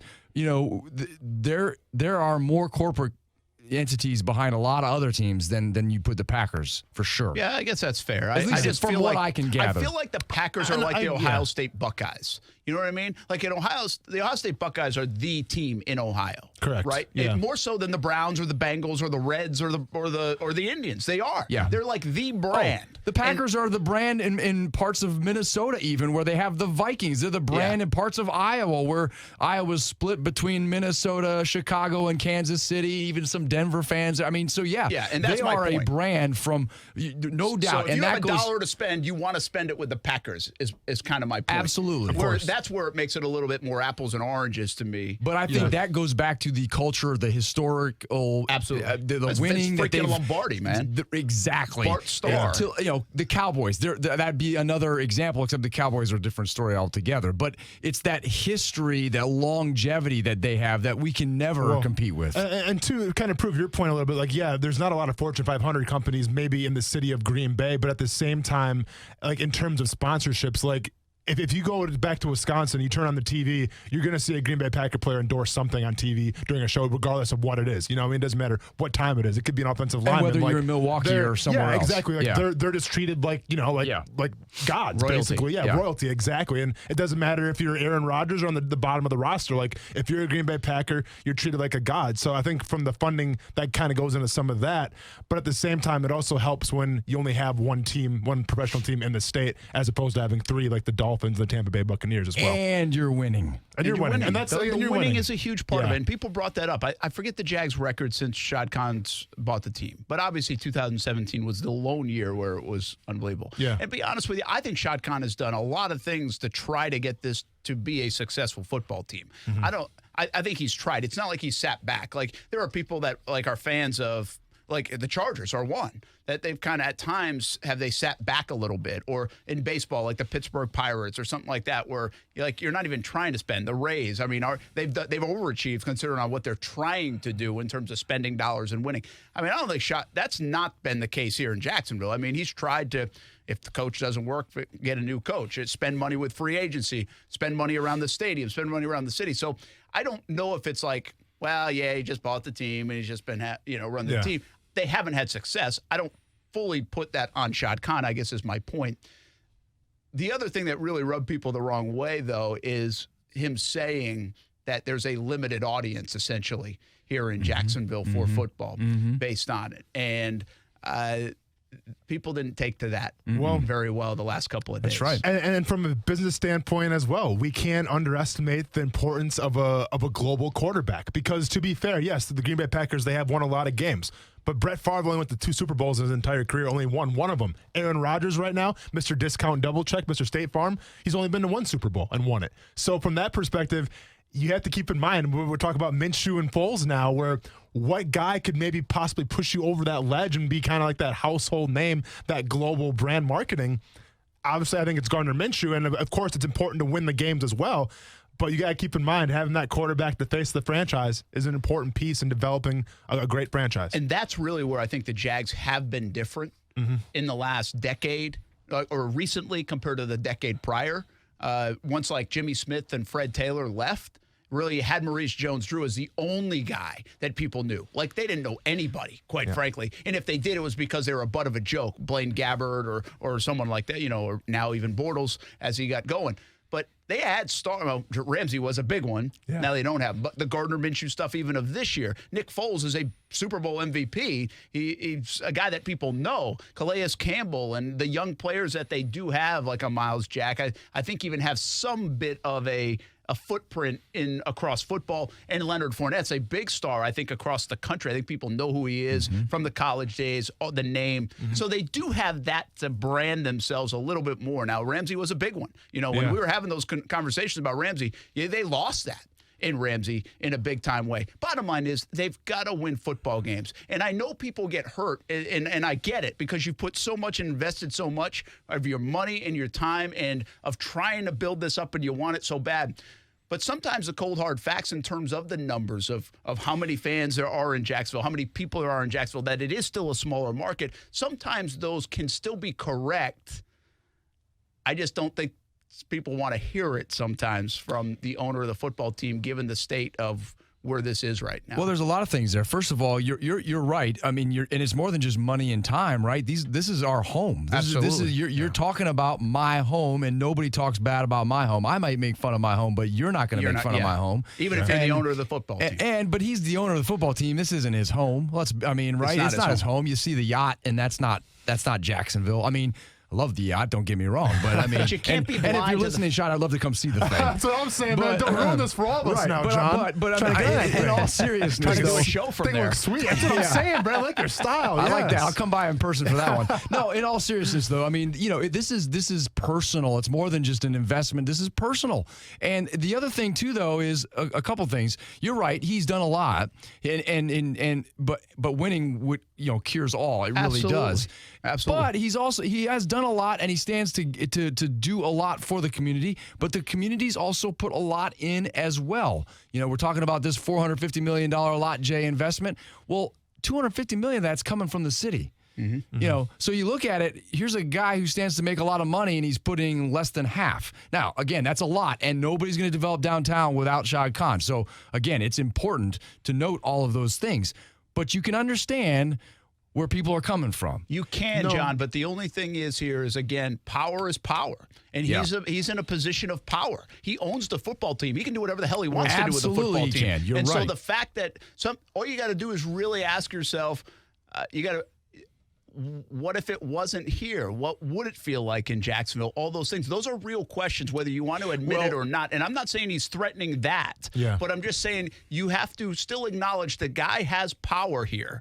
And he's got a lot of dollars here. And he can make this awesome and help make it awesome. And part of that is winning. They better get it done on the field. I said it yesterday. They missed a huge opportunity last year, rolling into this year when they were coming off 2017 to put multiple years of winning together, and they flopped. Mm-hmm. It was a big-time failure instead, and that was a big miss. We could look back at the end of this someday and say that was a big window of opportunity miss for the Jacksonville Jaguars. But you just can't deny he's in a position of power.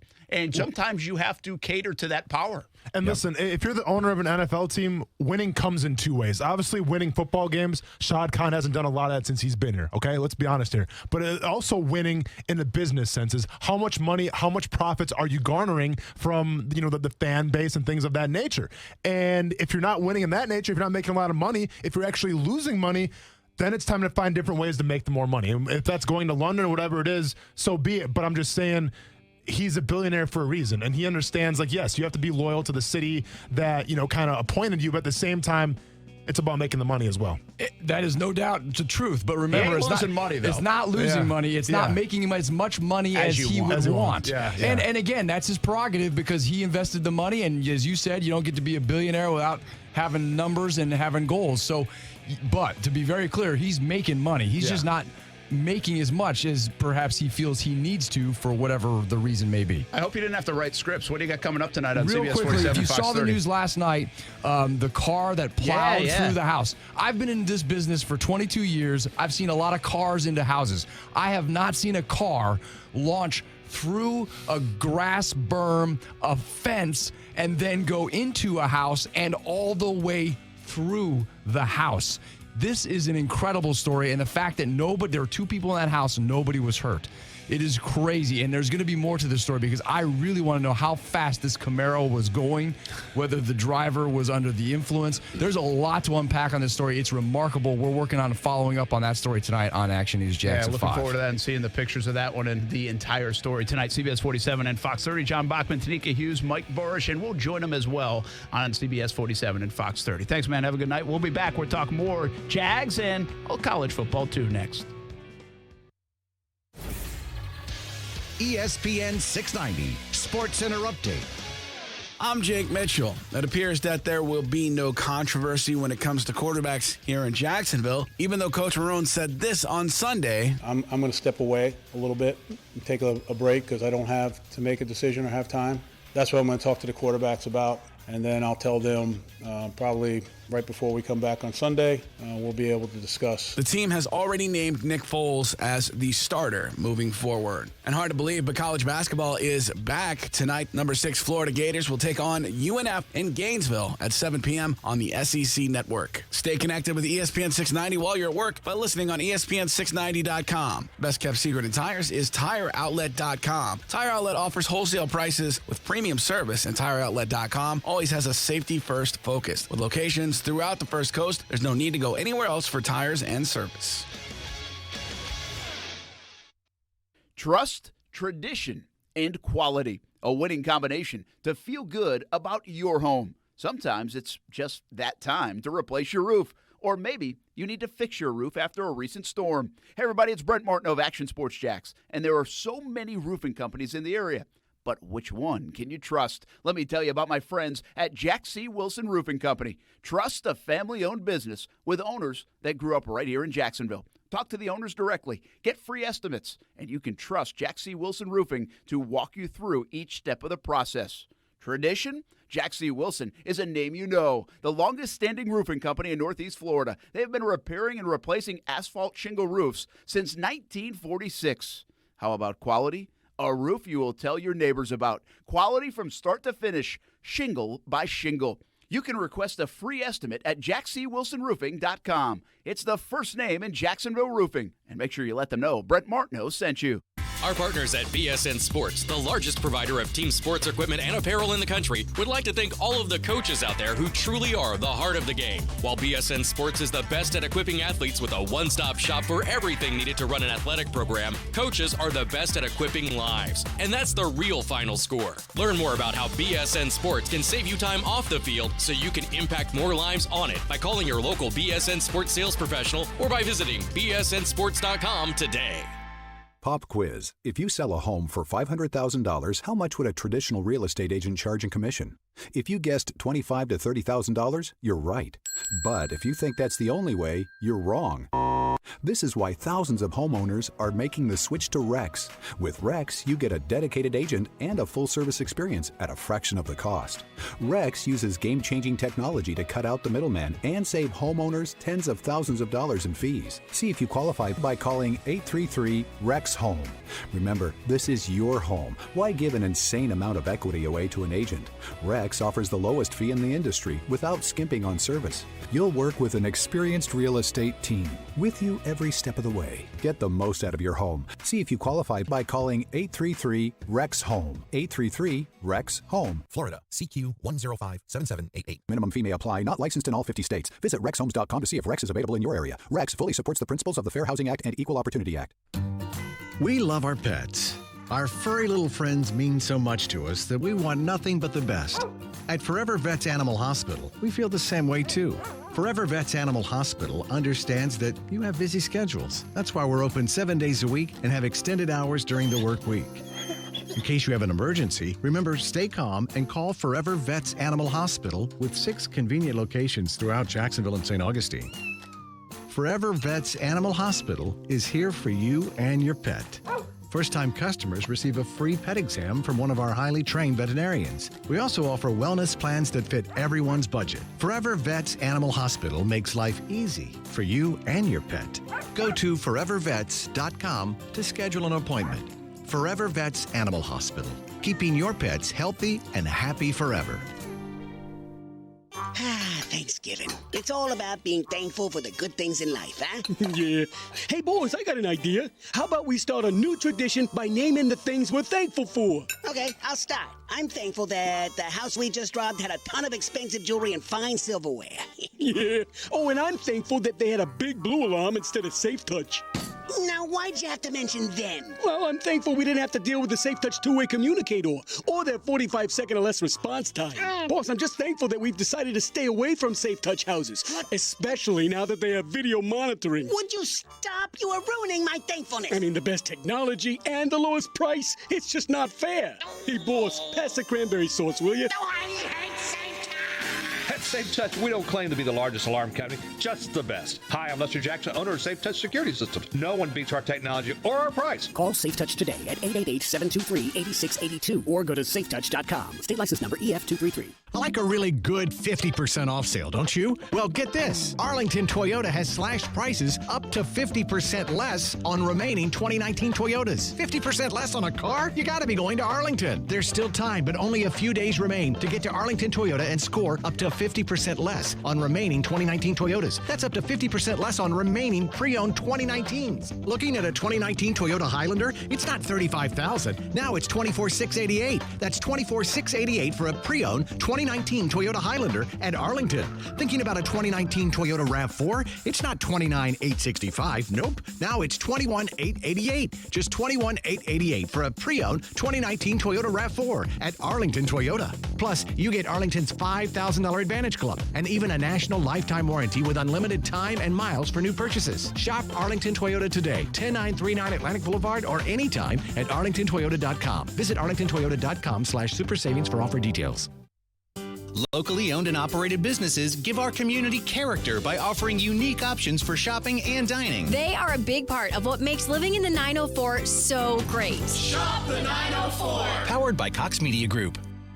Attention men and women. If you'd like to get your hair back, then you need to listen to some of our clients. John in Orange Park. IHRS showed me what was causing my hair loss and helped stop it. Call IHRS now at 904-777-IHRS. Find out how to grow your hair back with a free hair and scalp examination. Mike from Bay Meadows. I finally found the most experienced company who could restore my hair. Now I have hair where I had none before. Results guaranteed. Diane from Ponte Vedra. Now I have what lotions couldn't give me. Thick, beautiful hair. Find out why you're losing your hair and how to grow your hair back. Call 904-777-IHRS for a limited time free hair and scalp examination. Now my hair will grow for the rest of my life. Thanks, IHRS. Thank you, IHRS. Thanks, IHRS, for giving me my hair back. Hurry, this free examination, normally $199, is yours for free and good only through Sunday. For your free examination, call IHRS at 904-777-IHRS. That's 904-777-4477. Call now. Alexa, how do I drive more customers into my business? First, people will need to hear about you. Then you need to be online where they look for you. Then you need I don't have time for that. I need to run my business. Okay, searching for a local team that can help. Local Solutions. Visit JacksonvilleLocalSolutions.com today. Beard's Diamonds is celebrating 39 years in Jacksonville with the biggest sale of the year. Buy her wedding band and get his band free this Thursday through Sunday. And only at Beard's Diamonds at the Town Center or beardsdiamonds.com. Journey is coming to the VyStar Veterans Memorial Arena in 2020, and ESPN 690 has your tickets to the show. You've got 2 chances to win all week. First, listen to Action Sports Jacks at 4:15 all week long. If you don't win there, you can register for your chance on the contest page on ESPN690.com.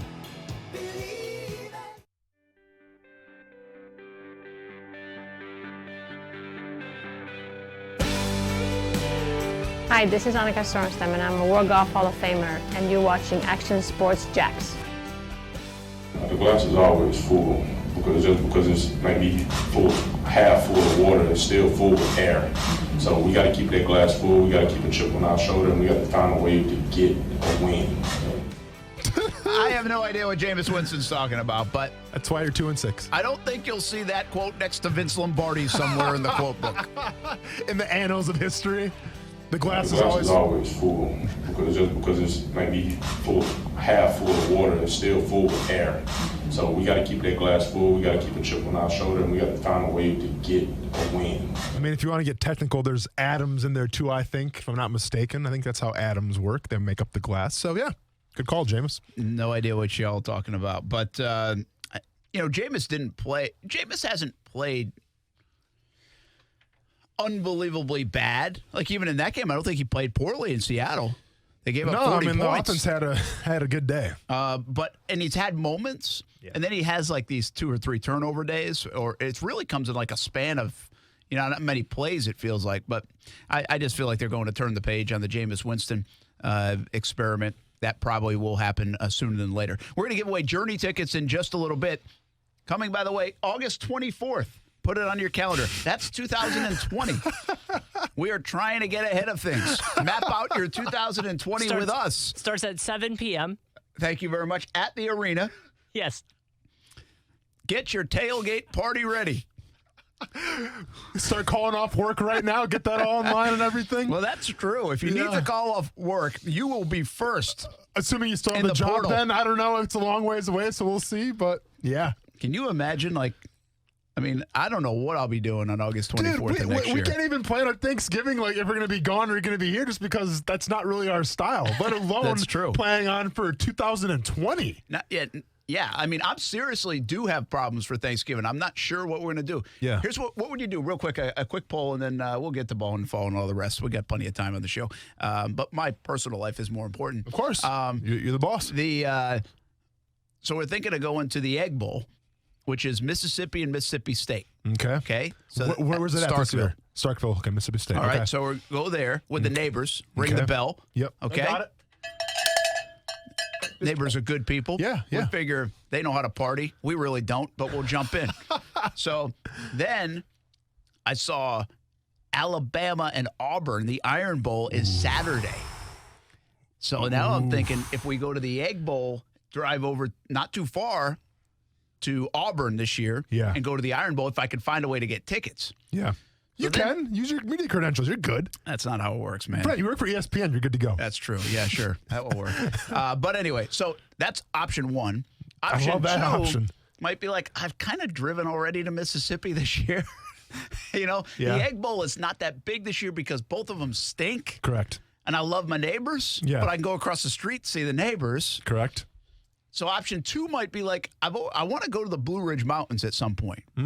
All right? Yep. So I've never been. Yeah. So I say maybe go Thursday, Friday to Blue Ridge Mountains and swing by the Iron Bowl potentially on the way home on Saturday. Yeah. But I don't know if 2 days is enough to go up to the mountains. I'm not sure. So I'm debating. While we debate that, let's do a little bit of balling. Let's get it. So my balling, since we didn't do it yesterday, but it's still topical because I've spoke this guy's praises all year long. Brent, he is my leader. He is my fearless captain of my fantasy football team, and that is Lamar Jackson. Lamar Jackson, the New England Patriots, the big bad Patriots. Listen, I sang their defensive praises a lot. Well, Lamar Jackson comes out and says, cool, check this out. 17 for 23, 163 yards, a touchdown, and then ran for 61 yards and 2 TDs. It was kind of Welcome to the varsity, Patriots. Okay. See, I knew that was coming. I knew that was coming right now. Okay. Yes, the Ravens kind of curb stomped the Patriots. I mean, should we get Bill Belichick on the chopping block right now? Because that was a bad performance by the Patriots. No, but you should put the historical 5.9 points a game defense and put that to rest. Listen, all right, Brent, and I agree with you there. But to be fair, this is a copycat league, right? So if you're an NFL team right now and you're listening to ESPN 690, if you want to beat the New England Patriots, because the Ravens just did it, all you need to have is an offensive line that runs the power. You need to have 3 legit bona fide tight ends that are good in the run game and in the pass game. You have to have a Mike Vick type quarterback that can run the option, and then you have to have Mark Ingram that can run the pistol. If you have all those things, then guess what? You can beat the Patriots. Now go ahead and tell me how many teams can do that right now in the NFL. Or potentially, and go. All you really have to do is score 24 points to win. And go.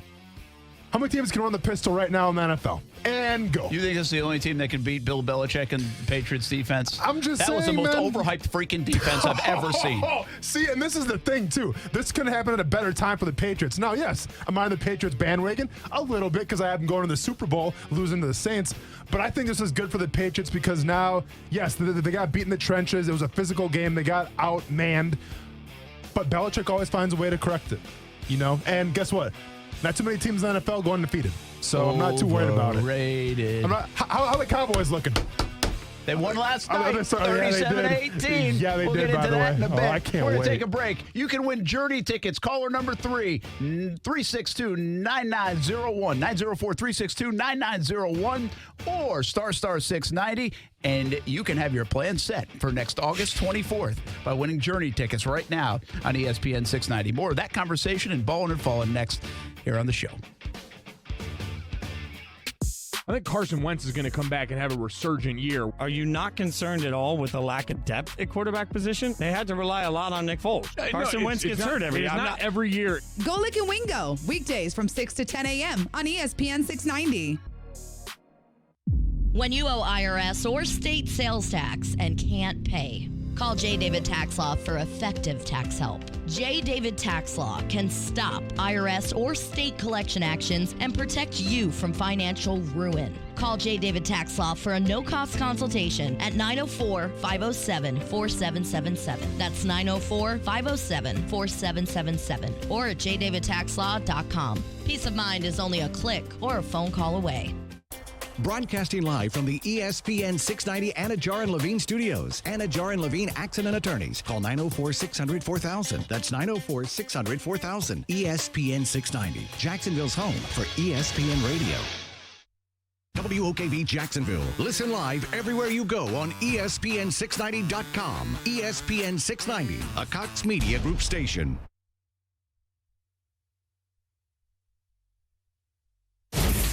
ESPN Radio Sports Center. I'm Christine Lisi. Panthers quarterback Cam Newton placed on season-ending injured reserve. Rehab on his Lisfranc injury has not responded to treatment. Kyle Allen will continue to start in his place. And speculation begins that Newton's time with Carolina is done. Among the reasons, the team would save more than $19 million on the 2020 salary cap by moving on from Newton. The Jags going back to QB Nick Foles as their starter for the next game, November 17th. While Foles was out with a broken collarbone, Gardner Minshew went 4-4. His struggles Sunday made the call to start Foles easier for Jacksonville, says ESPN's Ryan Clark. Obviously, having him not play as well against the Houston Texans in London helped this process be a little bit easier for the team. But when you go out and get Nick Foles, a Super Bowl MVP, you give him over $20 million a year, you think that he could take you to the next level, and they're going to see now with him back in the fold if Doug Marrone, Tom Coughlin, Caldwell were right by making this choice. Eagles receiver Deshaun Jackson had core muscle surgery, officially on IR, will miss at least 8 weeks. NHL, Maple Leafs captain John Tavares returns from a broken finger tonight against the Kings. Brought to you by Discover. Get your free credit scorecard today. Even if you're not a Discover customer, it includes your FICO credit score, and checking your scorecard won't hurt your credit. Learn more at discover.com/credit scorecard. Limitations apply.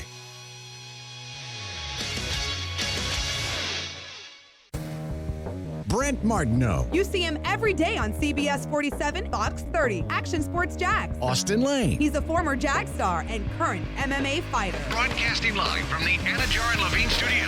This is Action Sports Jax on ESPN 690 and ESPN690.com.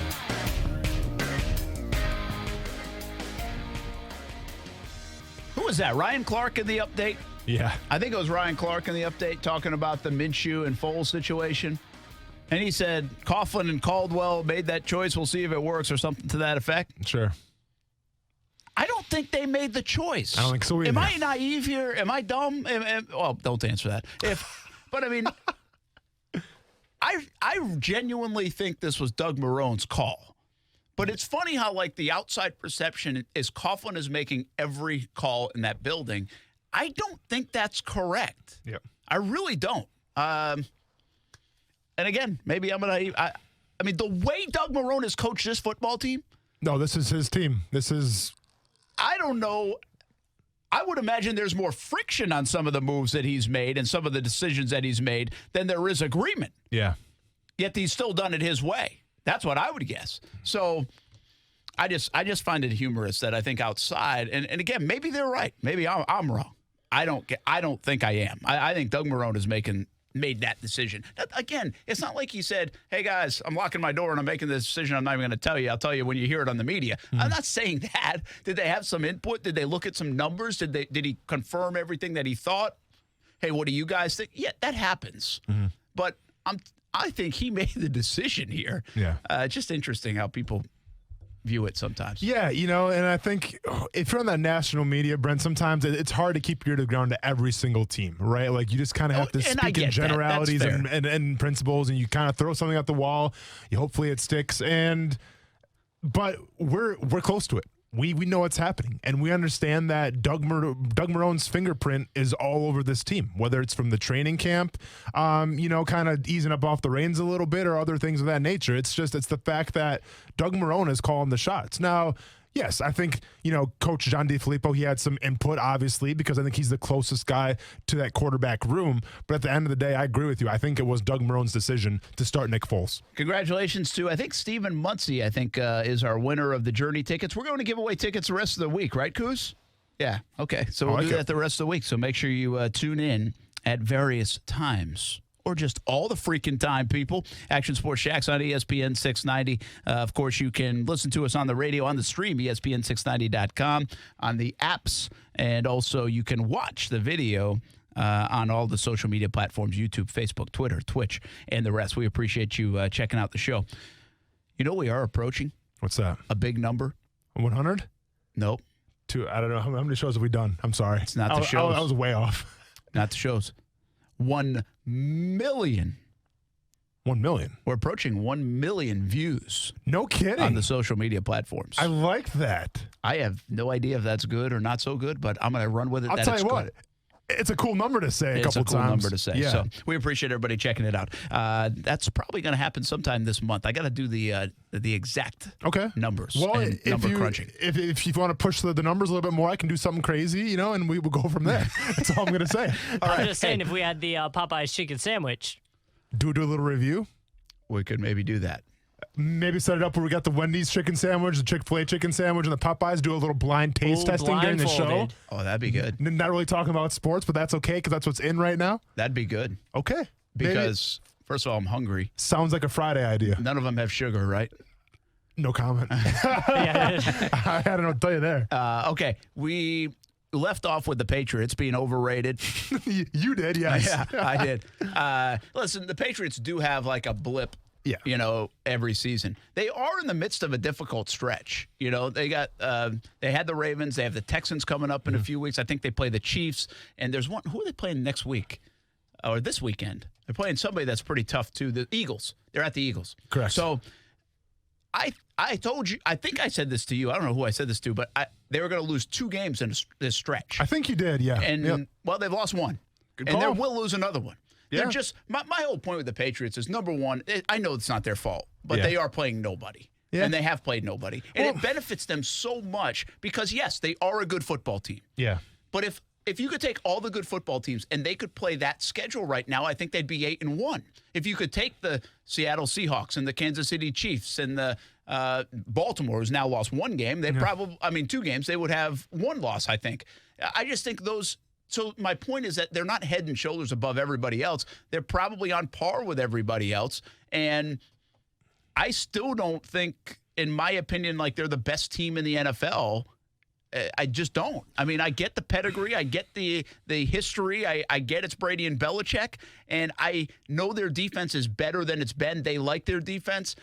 But I also am not ready to crown them the 1986 Chicago Bears defense. They're just not that, in my opinion. I need more than beating the Jets and the Dolphins and the everything. And by the way, to be fair, I say that about the Jags too. Yeah. I say I don't know how good the Jags are because those are the teams they've beaten. The problem for the Patriots, or not the problem, thing with the Patriots is they get to pound up on those teams a lot. Mm-hmm. The best team they play is like the Bills before this last one. Well, also the Steelers to start the year. And listen, the Steelers just beat the Indianapolis Colts. Steelers are coming on with a backup running back and a backup quarterback. Yeah, Steelers are coming on. Mike Tomlin is doing a great job. And the Patriots took on a full-strength Steelers squad and beat them 33-3. So let's just talk in about a month and see in the next 4 weeks when they've played a little bit more of a schedule than they've had to go through right now. And they just get such a benefit from playing in that East that they're going to get a first-round bye. Mm-hmm. They're going to have to win 2 games, most likely going to be at home. And so they really got to win like 2 or 3 critical games in the course of a year. It's not their fault. I just don't know how great I feel like they are right now. But go in and tell me then, Brent, from the AFC perspective, what team in the AFC scares you besides the Patriots? I mean, I guess the Ravens. Well, the Ravens certainly do. No, the Chiefs, AFC. Maybe, I guess. The Chiefs fully loaded would scare me. Okay. Right? I mean, because they have a terrible defense they had one last year, and they still maybe should have beaten the Patriots. Yeah. They got a bad roughing the passing call against Brady that enabled the Patriots to win. And some people would argue a bad overtime rule that allowed the Patriots to win. Well, don't forget, D Ford jumped off sides, and that cost them the game as well. They lost a coin flip, or they might have won the football game. Yeah. And that's with a bad defense. Now, this year's defense is getting a little bit better. It's not as bad. It's not good. Yeah. But it might be good enough for a couple of stops if, again, they are healthy, Yeah. and where they are at that time. Right now, it's hard to predict what the Chiefs are because they're losing a bunch of games at home. That was a nice win by them the other day. Mahomes is coming back at some point. So it's hard. The AFC overall, to your point, is not that great. And that's what it is. Nobody strong. I mean, that's what it is. You really have two teams, possibly three. You have the Patriots, you have the Ravens that we saw, and then possibly the Chiefs at full strength. But then you go to the NFC, Brent, and we got, the Cowboys, I think, are coming on now. The Eagles, don't count them out yet. Packers look pretty good. Vikings, the Saints. Well, it's simply the this. 49ers, the Seahawks, there's a lot of... The best way to characterize it, and we did this last night because they show who's in the hunt in the NFL. Sure. And the Jags at 4-5, you would almost feel like they've been eliminated from the AFC, from the wild card race if they were in the NFC. Mm-hmm. And they're right in the thick of it, to be quite honest with you, in the AFC. Yeah, that's a telling stat right there. So, yes, I agree. But you're asking two different things. Yeah, I do think the Patriots are one of the best teams in the AFC. Yeah. I just think they're very fortunate, too, that they're playing in an AFC that doesn't have any good teams or great teams. There's a couple of good teams, and again, maybe Baltimore is a great team. Yeah. But if you were playing in the NFC, how many losses would the Patriots have by now? Playing that kind of schedule? I don't know. I don't know. I just want to see more from the Patriots before I'm ready to say it's the greatest defense they've had. They're going to win it all. I don't think, and I'm going to stick with it, I don't think the Patriots will win the Super Bowl. Well, you predicted the Saints would beat them anyway. Correct. I don't. I think their offense is a little off. I don't feel like it's unbelievable. And I think you're right about that. Their kicking game is not great. You're right about that, Brent, where this isn't the traditional Patriots offense that we're accustomed to seeing, with Tom Brady throwing 4 or 5 touchdowns per game and their ability to run the ball. The reason I picked the Patriots to go to the Super Bowl because I envisioned Sony Michel being a bell cow running back, where prior years, they relied more on kind of running back by committee, whether it was Rex Burkhead or James White in the passing game. I figured Sony Michel would be the guy. Well, as far as running the ball, he has been that guy. Now, he has some touchdowns, but as far as his average, his yards per carry, not good. So this Patriots team has had the success due to their defense, not their offense. Can they sustain that? We'll see. But to prove your point for you, this isn't the traditional Patriots offense that we're accustomed to seeing. Yeah, in a league where you got to score like 30 now, seems to win most of the time. Now they won a Super Bowl 13-3, so we'll see. All right, the other part of your balling, and we're going to get to our eventual other balling and falling, but Lamar Jackson. Yep. Seriously, he's a tremendous athlete. Yeah. If you listen to the way the Ravens talk, I'm like, wow, I mean, this guy is something special, and he's been proven to be something special. You also know how I feel about it. Give me a little bit more before I put him in the Hall of Fame. Mm-hmm. Is he changing the quarterback position, or is he just so different than anybody else that's playing the quarterback position? Therefore, it makes it tough to prepare for, tough to defend. And what you're going to give, Michael Vick was such a different athlete. Mm-hmm.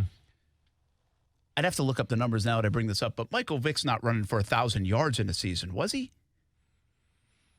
I don't remember him running. Lamar Jackson's going to run for 1,000 yards. Yeah. Oh, I mean, he's running for 1,000 yards in the NFL at the quarterback position. There's a big difference between like Russell Wilson, who can keep things alive and runs for 300, 400 yards, or any quarterback. I mean, Minshew, we've seen it, being able to scramble and be elusive, be mobile, like that mobile word. Correct. Lamar Jackson's like a running part of this offense, which makes it unusual to defend. I mean, Kaepernick kind of did it when he was with San Francisco. And it's funny you mention him because Greg Roman, who's the offensive coordinator for the Ravens, guess what? He was in San Francisco with Kaepernick. Guy that was rumored, by the way, to be in the head coaching job list for the Jags years ago. Yeah, and to kind of prove the point, is Lamar Jackson the truth? Is he just kind of the flash in the pan? Will teams eventually figure it out? Because let's be honest, Brent. Vic did have 1,000 in 2006. Okay, Cruz. Thank you, Cruz. Nice little drop there. He was close in 2004 as well. Okay. So it begs the question, because you're talking Greg Roman right now with San Francisco. Well, for a while, Colin Kaepernick, he was the guy. He was the puzzle that nobody could solve. That happened for about 2 seasons, and then teams kind of caught up a little bit. And I was kind of skeptical. I mean, I knew Lamar Jackson was going to be special. But I didn't foresee the Ravens being this good on offense because even Greg Roman came out and said, like, listen, we're going to be a completely new offense than what we were last year. We're going to throw the ball a lot more. We're going to do a lot of read zone options, stuff like that. And I thought it was all just kind of smoke and mirrors because I figured I'm not sure if Lamar Jackson's going to go for that. But as I watch the Baltimore Ravens transpire here, as I start to see their offense with Hollywood Brown being a dynamic, crazy good rookie, with Mark Ingram being the bell cow, just lower his shoulder, get your 4 or 5 yards, running with bad intentions every single carry, as I see their tight ends that, you got Boyle, you got Andrews who's starting to be like the breakout tight end for them. You have all these pieces, Brent, and you have Lamar Jackson, which I've said before on the show, reminds me of Mike Vick. And Colin Kaepernick, yeah, you could compare him to Mike Vick, but I'll be honest. Colin Kaepernick was never Mike Vick. His arm. And what you mean by that, I'm saying Lamar Jackson and Michael Vick are supreme athletes. Correct. This is going to sound weird. I didn't see Kaepernick was more of a style and ability to do it, but not like this A++++ athlete like I envision Vic and even Lamar Jackson. Is that fair? I don't know if that's fair. And I absolutely agree with you on that. I absolutely agree with you. And I think overall their arm and just, their ability as a quarterback, I think Jackson and Vic have Kaepernick beat there. Okay? That's just my opinion. You can think whatever you want to think. But to prove the point with the Mike Vick thing, listen, when Mike Vick was in his prime for the Falcons, when they're winning a lot of ball games, he was impossible to stop. Because he had the arm, he had the presence, he had the vision, and every once in a while, he would just turn it loose with his footwork, and you couldn't contain the guy. He was just unworldly. Lamar Jackson, to me, is that exact same guy. And he's that guy on an offense that does so many crazy things, whether it's involving their tight end, having a great running game. It's just, if you watch Lamar Jackson play, he never looks panicked. He never looks rushed. And I compare him to Mike Vick because I'm under the influence and under the opinion that Mike Vick, nobody ever figured out Mike Vick. Mike Vick hurt himself. He did, yeah. Basically he sabotaged himself with the whole dogfighting thing and then with injuries. And he was never the quarterback again. I'll never forget when the Eagles played the Jaguars here in Jacksonville. And I remember we're getting ready to game plan for Mike Vick. We had one day of just our defensive meetings where it was all about just keeping Mike Vick in the pocket. Where does he like to step up? We have to contain him. That was just one day. Forget the run game. Forget the pass game. Forget what the Eagles are trying to do here. We got to stop Mike Vick. And when I watch Lamar Jackson, I see the same type of things. Interesting. Yeah. By the way, Kaepernick, his high was 639 yards rushing. That was in 2014 when they won when he played 16 games. Also ran for 524 when he played 16 games. Actually, was on a bigger pace in 16 when he only played in 12 games, but went for 468 yards. So, again, I feel like it's different because Vic, obviously, in 06 went for 1,000, almost did it again in 2004, Kuz said, and Lamar Jackson's going to run for 1,000 yards. The only difference it feels like to me, too, is Lamar Jackson looks like a beanpole. Yeah. Right? Now, he's not necessarily, but he looks like it. Though. He has, but he looks like it. Mm-hmm. Vic never did. Vic looked like a guy that could handle it and could take a beating if he needed to, could get hit hard. And you just wonder sometimes, now Lamar's smart about it, and he's so slippery and he's so elusive that it's hard to hit a guy like that square. Yeah. Well, and I think the beauty of comparing Vic to Jackson here is the fact that I think with Jackson, he's stubborn. He wants to be the quarterback. He even heard it, remember, going on the seasons, I don't want to run the ball. I want to be that passer, And listen, this is a guy his entire career coming out of college that was told, can you work out a wide receiver to the combine? Can you work out maybe at tight end? Because we don't want you to be a quarterback here. He has a chip on his shoulder already that he's trying to prove people wrong, that he's a pocket, pressure quarterback. So from that perspective, I think he's a little more intelligent than Vic was. I think Vic, at the end of the day, understood that, listen, I'm Mike Vick, dude. I'm going to take off and run for 50 yards, do a spin move. You can't stop me. So from that perspective, I think Lamar Jackson is a little smarter. But the translation, by the way, of people wanting him to go to wide receiver was, we don't think you're smart enough to play this position. Isn't that? Don't you you don't not necessarily saying smart. I'm not saying you're dumb, but you don't understand reading coverages, or you don't understand defenses, or you don't understand reading the field. Yeah. That was the translation for me. If you have this good of an arm talent and you have this good of a mobile quarterback and you have that kind of skill set, well, then why would you try to transfer him to another position? Why would teams say, I don't think you can do it, other than I don't think you can process the game? Because, Brent, that style wasn't working anymore. I think if you go back to watch him in Louisville, I think people think he was more of a system guy that ran the option a lot, and he was good at running the option of a college football offense. But I think, the scouts, the GMs thought, Well, that's kind of dead right now in the NFL, right? Like, we saw the flash in the pan with Kaepernick. There was a flash in the pan with Mike Vick. Cam Newton even had a flash in the pan, but what has he done lately? He went to the Super Bowl, but what has Cam Newton done lately? Not that much. So I think they all kind of put that, they all kind of thought about that whole thing too, where it's like, yeah, he may be a decent quarterback, but is he an NFL caliber quarterback? Probably not. Well, the Ravens took a chance on him in the first round. It's paying dividends ever since. And John Harbaugh deserves a lot of credit for it, too. That whole coaching staff, because they're doing things that people didn't. And by the way, put me on the list. I wasn't advocating for the Jags to take him at 28, and it looks like you would have to change a lot of things around him. Yeah. But it might have been, it's paying it off for the Baltimore Ravens. Yeah. Keep in mind, they even picked Hayden Hurst before they took Lamar Jackson. That's right. Right? Was that right? Or I think it was maybe Andrews. They took Hayden Hurst because that's why the Jags picked Taven Bryan. You're right. Yeah. So they picked Hayden Hurst. There you go. Before Lamar Jackson. Yeah. So they thought they liked the idea, but they weren't 100% sold either. But I think didn't they still trade up to take him? Traded up to get him. That's what they did. It was still ballsy to take him in the first round. Yeah. Hey, before we get a break and we'll continue on with some balling and falling, back to the Foles and Minshew, and really the Foles now. We have that going on, but we have a happy hour horn to hit first.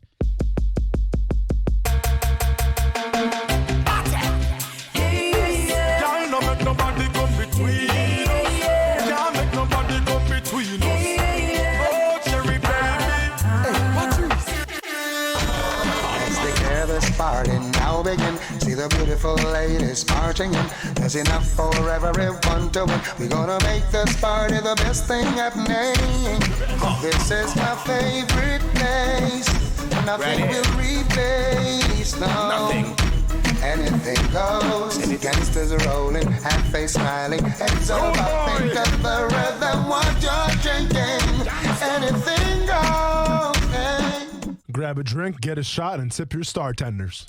Hey, Vita de Luis recently got a 98 rating. How about that? They also introduced a couple of new flavors. So now 3 flavors for Vita de Luis. You can check them all out on VitaDeLuis.com. It's a locally owned tequila right here in Jacksonville.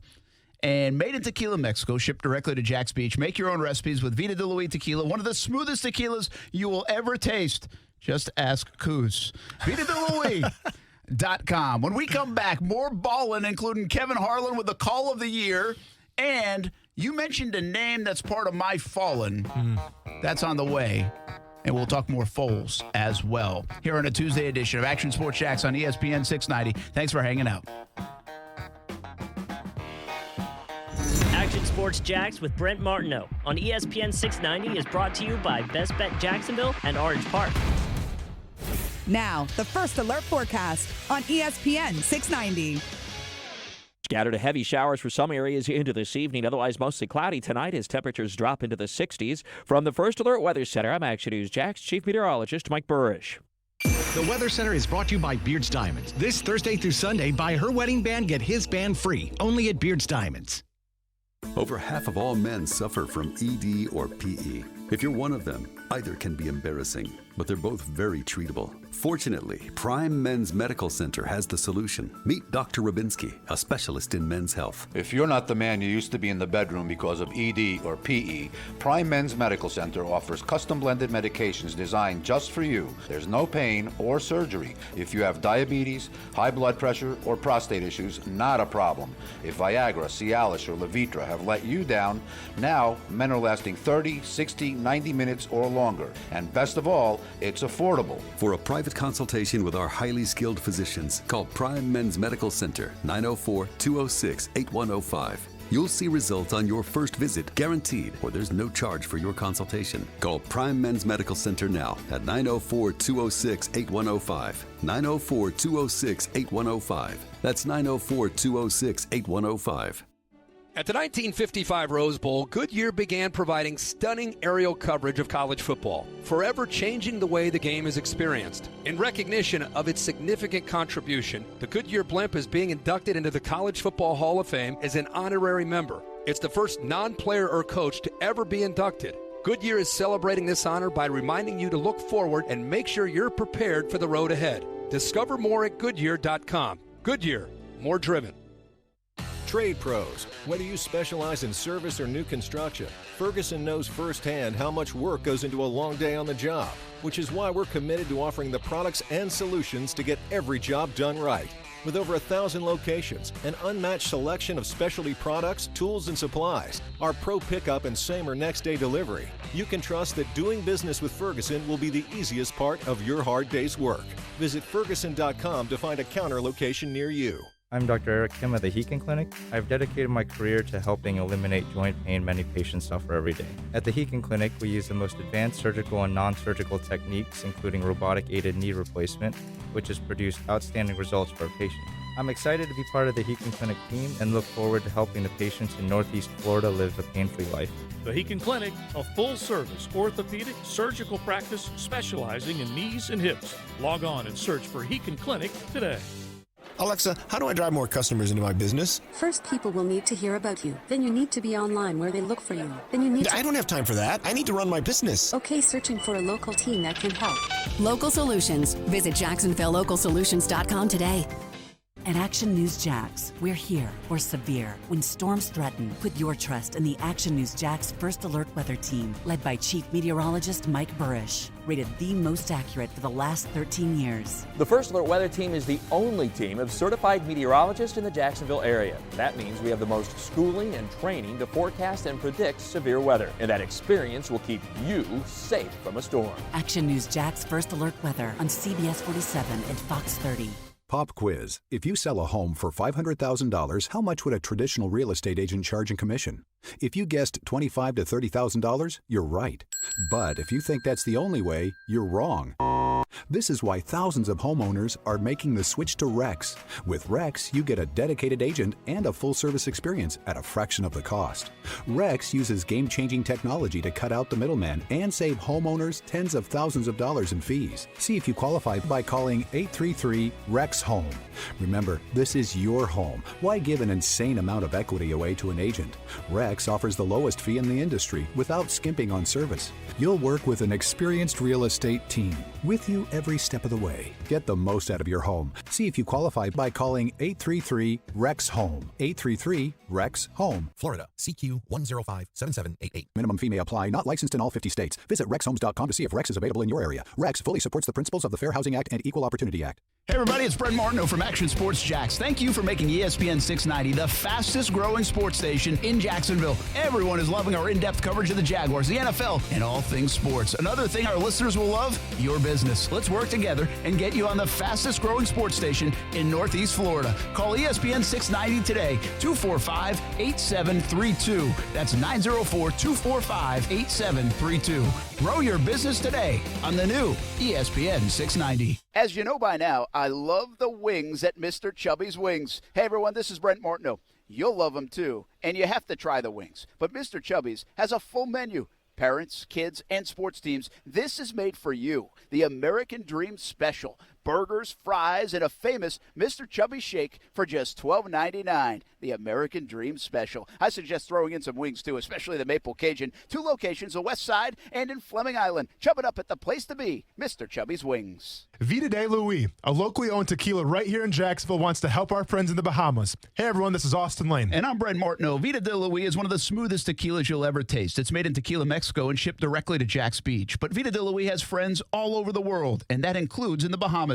Help us raise money for the Treasure Key Relief Fund and Hopetown Rising. Check out Vida de Louis on social media and the website VitaDeLouis.com. 50% of all merchandise will go to these funds. Please help Vida de Louis help the Bahamas by going to VitaDeLouis.com. The holidays are on the horizon. That means family and food. Hey, everybody, I'm Brent Martineau. Let Renna's Pizza help you out. Parties at school, parties at work, celebrations, or maybe you're just tired of cooking yourself. Renna's has you covered with 5 locations in Northeast Florida. Want a fresh one? Renna's makes everything fresh. New York-style pizza, sandwiches, salads, and pasta dishes. Everything fresh. Find out why Renna's has been a family favorite for over 40 years. 5 locations in Northeast Florida. Marsh Landing, Bay Meadows, Argyle Forest, San Jose, and the newest location in Neptune Beach. Tax problems can be extremely stressful and cause financial devastation. The tax attorneys at J. David Tax Law are right here in Jacksonville to be your personal advocate and resolve your IRS or state sales tax issues. J. David Tax Law focuses on your needs and case outcomes. Don't be fooled by these big out-of-town tax companies that only focus on getting you to sign up and pay without even working with an attorney. At J. David Tax Law, only highly experienced tax attorneys will represent you. Get the help you need with tax debt, payroll taxes, bank levies, wage garnishments, tax liens, and unfiled returns. If you have federal or state sales tax debt, have a sit-down with J. David Tax Law. Never trust your tax situation to anyone you can't walk in and look in the eye. Your first step is a no-cost consultation. Call J. David Tax Law at 904-507-4777, 904-507-4777, or go to jdavidtaxlaw.com. When the time comes to get your roof replaced, call Big Fish Roofing. We don't require any upfront deposits, and we are locally owned and operated by Jacksonville natives who have built their business on quality and integrity. At Big Fish Roofing, we know your roof is the first line of defense against the elements, so we make sure to deliver a quality project in a timely manner. You can find us at bigfishroofing.com or facebook.com/bigfishroofing, or give us a call at 904-685-8334. ESPN 690 Sports Center Update. I'm Jake Mitchell. It appears that there will be no controversy when it comes to quarterbacks here in Jacksonville, even though Coach Marrone said this on Sunday. I'm going to step away a little bit and take a break because I don't have to make a decision or have time. That's what I'm going to talk to the quarterbacks about, and then I'll tell them probably right before we come back on Sunday. We'll be able to discuss. The team has already named Nick Foles as the starter moving forward. And hard to believe, but college basketball is back tonight. Number 6 Florida Gators will take on UNF in Gainesville at 7 p.m. on the SEC Network. Stay connected with ESPN 690 while you're at work by listening on ESPN690.com. Best kept secret in tires is TireOutlet.com. Tire Outlet offers wholesale prices with premium service, and TireOutlet.com always has a safety-first focus. With locations throughout the First Coast, there's no need to go anywhere else for tires and service. Action Sports Jacks on ESPN 690. If there was an award you can give a guy that has the fastest get off in the NFL, I would be campaigning for that award for Marcel Darius. It's not only the first step, Brent, it's also the hand placement. Catch Brent and Austin weekdays 3 to 6 p.m. on ESPN 690 or ESPN690.com. Brent Martineau. You see him every day on CBS 47, Fox 30. Action Sports Jack. Austin Lane. He's a former Jag star and current MMA fighter. Broadcasting live from the Anajar and Levine studio. This is Action Sports Jacks on ESPN 690 and ESPN690.com. I think when you look at our ability in the red zone, I don't think you can pin it on one person. I think collectively as a group, starting with us as coaches, we have to do a better job. Then we have to put our players in better position, and we have to make plays down there. Obviously, we're not doing well, and that'll be a big focus when we look at this self-scout of what better answers we can have. Well, that's Doug Marrone today. After naming Nick Foles the quarterback, what he's trying to say is, hey, this isn't all Gardner Minshew's fault. We're going to get into the red zone, Gardner Minshew versus Foles, and how much is on the quarterback, how much more could be out there. We're going to talk about that in just a few minutes. We want to finish up balling and falling. It's kind of taken us all over the map, but into some good topics. And I want to finish off with the Lamar Jackson. We're talking about Michael Vick a little bit, too. Yeah. I mean, just simply this. I just put it out there on social media. It'd be interesting to see how people respond. I know how they're going to respond. They're going to say Vick because there's a bigger resume for Vic out there. And we always like a little bit of nostalgia. And I think Vic's kind of that nostalgic player where you almost feel like you didn't get enough out of him. Like he wasted some of his talent because of the dog stuff and injuries. And we didn't get the full complement of what it might have been, could have been. Well, at the end of the day, will we say Lamar Jackson or Michael Vick's a better football player? It's a good question. It's just the sample size for Vic is there, so you kind of know. But honestly, and health is the biggest thing, Brent, right? I mean, that's the. And you have to assume health, right? Man, I like the Ravens and I like Lamar Jackson. I really do, because with what Roman's doing, and who's going to say he's going to be there for the next years? Because I'm sure he'll get an offer as a head coach someplace pretty soon. So, assuming that offense stays the same, what they're able to do is the fact that, yes, they run the read option a lot, and they also rely on Jackson's legs sometimes to get him out of trouble. But they also have a really solid power run game, Brent, with Mark Ingram. And how long can that sustain, we'll see. But they have this old school mentality, but it's got like a new school feel. It's almost like a '69 Camaro, but you went ahead and put like the NOS in it. You put like the new engine and everything, but it's still like that classic Camaro. So from that perspective, I feel like the sky's the limit for Jackson and the Ravens. Yeah, and I think because of what I just said there, you feel a little bit of emptiness with Mike Vick that he didn't give you everything he could have given you. You're correct. Right? And again, some of that's self-imposed. Yeah. And therefore, that opens the door for a guy like Lamar Jackson. Now, the way I'm answering, to me, Michael Vick still wins the day from a physical specimen, an athlete, a guy that you see at that position, so different. You know, a position that often gets labeled because it's a black quarterback or a white quarterback. Yeah. He was just so unique with his skill set. Now, we might be seeing that, but I'll say it again, and I think this might be a little bit of my ego talking because I just didn't think. Sometimes we want to be right and we want to convince ourselves. I didn't think Lamar Jackson would be this already. And I still believe, I go back to what I always say, is I just feel like we need more out of I need to see more. I need to see, is this an effective way to play football, an effective scheme, effective offense in the postseason? Yeah. You know, can it get you there? Again, Colin Kaepernick did, not the exact, but a similar style and almost won that thing. I was in New Orleans for that when the lights went out. Yeah. I guess I just do need to see more. I'm not willing to say, yes, he's going to be this after this small sample of less than 2 years in the NFL and running this. But I also think the door is so open from a Michael Vick standpoint when we draw that comparison that we might not even see all the offense because it's so early that John Harbaugh and Lamar Jackson can throw at people. This might be in its infancy from an offense in that transition and trying to get the other guys around him to do things. This might evolve even more so. Then it might be like, whoa, you know? So I leave it open like that. But I'm not going to sit on the fence. I will say I still think Michael Vick will win the day at the end of the day. Yeah. And keep in mind, too, here, Brent, the fact that, and we talked about this during the preseason when the Jacksonville Jaguars traveled to Baltimore, was the fact that their wide receivers, they're not going to really beat you. All right? Like, Brown is going to be maybe the future, the Hollywood Brown. Like, he's the next big thing, possibly. Might be the fastest guy in the NFL. I get that. But, like, Willie Snead, Boykins, like these are guys that were, you know, 3 receivers on other teams, sometimes 4. Like Willie Snead was like a 4 receiver in New Orleans. They didn't use him a lot, but now he's like the 1-2 receiver in Baltimore. So I think once they keep on adding pieces, you know, to that machine, I feel like they can have success for a long time. Yeah, it's a good call too. Yeah. I mean, what if they were to add some crazy wideout to that? That's a really good call. Yep. All right, my ball eventually 45 minutes later. That was a good, fun topic, though, on Lamar Jackson and the New England Patriots earlier.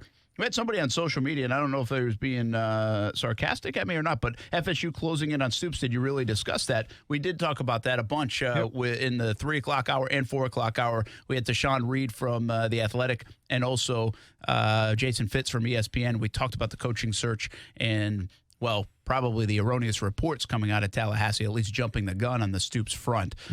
They also announced today in Tallahassee that they are going nationwide and they've hired a search committee, which to me indicates nothing is imminent on the Florida State front in terms of a coach. And I think it'll take some time now for them to find their next guy. So, yeah, we have talked about it. Might even hit it again before the end of the show. But before we do that, I mean, we got to really hit them hard with Kevin Harlan and the call of the year on the Black Cat suspending the game last night on Monday Night Football. Here's Kevin Harlan. He's walking. He's walking to the 3. He's at the 2. And the Cat is in the CDW red zone. CDW, people who get it now, a policeman, a state trooper has come on the field. And the Cat runs into the end zone. That is a touchdown. And the Cat is elusive, kind of like Barkley and Elliott. But he didn't know where to go. Look they're trying to corner him. And they got him in the end zone. There are state troopers all around this Cat, which now climbs up into the stands, and the fans are running for their line. Now it goes back on the field again, and it's running in the back of the end zone, and it runs up the tunnel. That's Kevin awesome. Harlan, awesome. So last night on that, and you know, Kevin Harlan used to do preseason Jags games, and I was a sideline reporter when Kevin Harlan was doing the games. Yeah. And Harlan's got this voice that anybody would be envious of. It's all time, and man. He's awesome, and he's a really nice man too. Enjoyed working with him at the times. For my money, he's a star. He's a big play-by-play guy, but I'm not sure he's as big a star as he should be. I think he really is an all-timer. I mean, he's a great play-by-play guy. I love listening to Kevin Harlan, and that was awesome. He did so well with that he even got the sponsor in. Oh, it's internet gold right there. And this gives me an idea real quick. So you're calling the UNF games this year. I will be there again, yes. Okay, so who's to say maybe I come into one of those games, I bring like a snake or some kind of varmint, like a raccoon or something. I let it on the floor, and I let you go hog wild on calling it. And then Brent gets trending on Twitter. All of a sudden, there's a raccoon on the floor. There's a snake on the floor. Brent calls it, and we all get famous off it. We can set this up. That's fine. But can you bring like a kangaroo or something so we can dunk it? Okay, well, I'll see where I can get a kangaroo. We got to find somebody who can dunk it, man. You got to finish it off. Okay, I mean, the cat got to the end zone. I like it. We're going to find a kangaroo. I'm going to deck him out in an ESPN 690 hat and hoodie, and we're going to go from there. Just don't punch me like the commercial. You kangaroo. got it. You got it. All right, I don't even think that's a commercial. I think that's actually a video that goes around. All right, what you got for Fallen? So Fallen, man, this has kind of been the big story the past couple of days is Jermaine Whitehead. Yeah, you know, Brent, and listen, and I'm the first guy to say I would never talk bad about somebody because I have to treat my job like I would see them in the parking lot when I'm going to my car after I talk about them. And listen, I'm not going to badmouth the guy, but you cannot threaten to kill people on Twitter because someone had a problem with how you played in the ball game. You can't call people racial slurs on Twitter because you had a bad ball game. You just can't do it. Simple as that. Now, he's come out today and apologized, but you just simply cannot do that. There should be a zero tolerance policy for that. And obviously the Cleveland Browns got the memo because they cut him a short time later. I don't know much about this guy as a football player. I really don't. But that was a tirade that, you're right, it has to be zero tolerance. To me, it opens up a bigger issue. And this is something that the older player, the former player, the whatever player did not have to deal with. And that is the direct criticism to you, the player.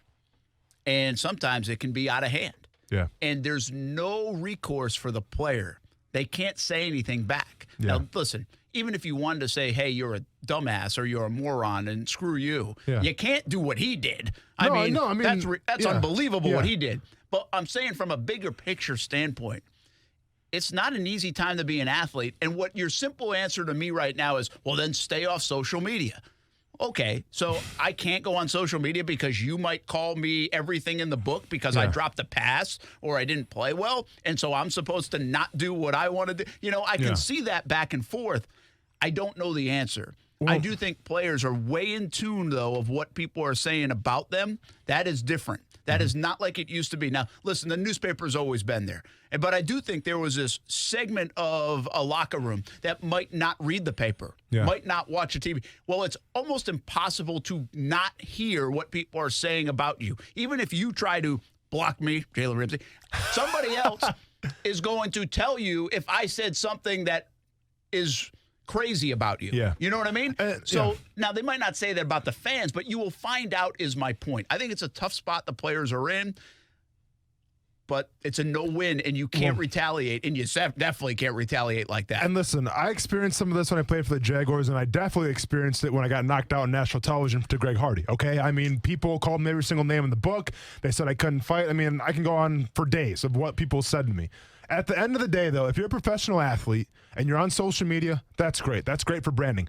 But you have to understand, Twitter, Instagram, Facebook, it's not the real world, okay? It's not how the world works. Because those people that are calling you saying you suck, you're a dumbass, you're stupid, you're a horrible football player, they wouldn't have the audacity, they wouldn't have the nerve to do it to your face. So therefore, it's all just fabrication.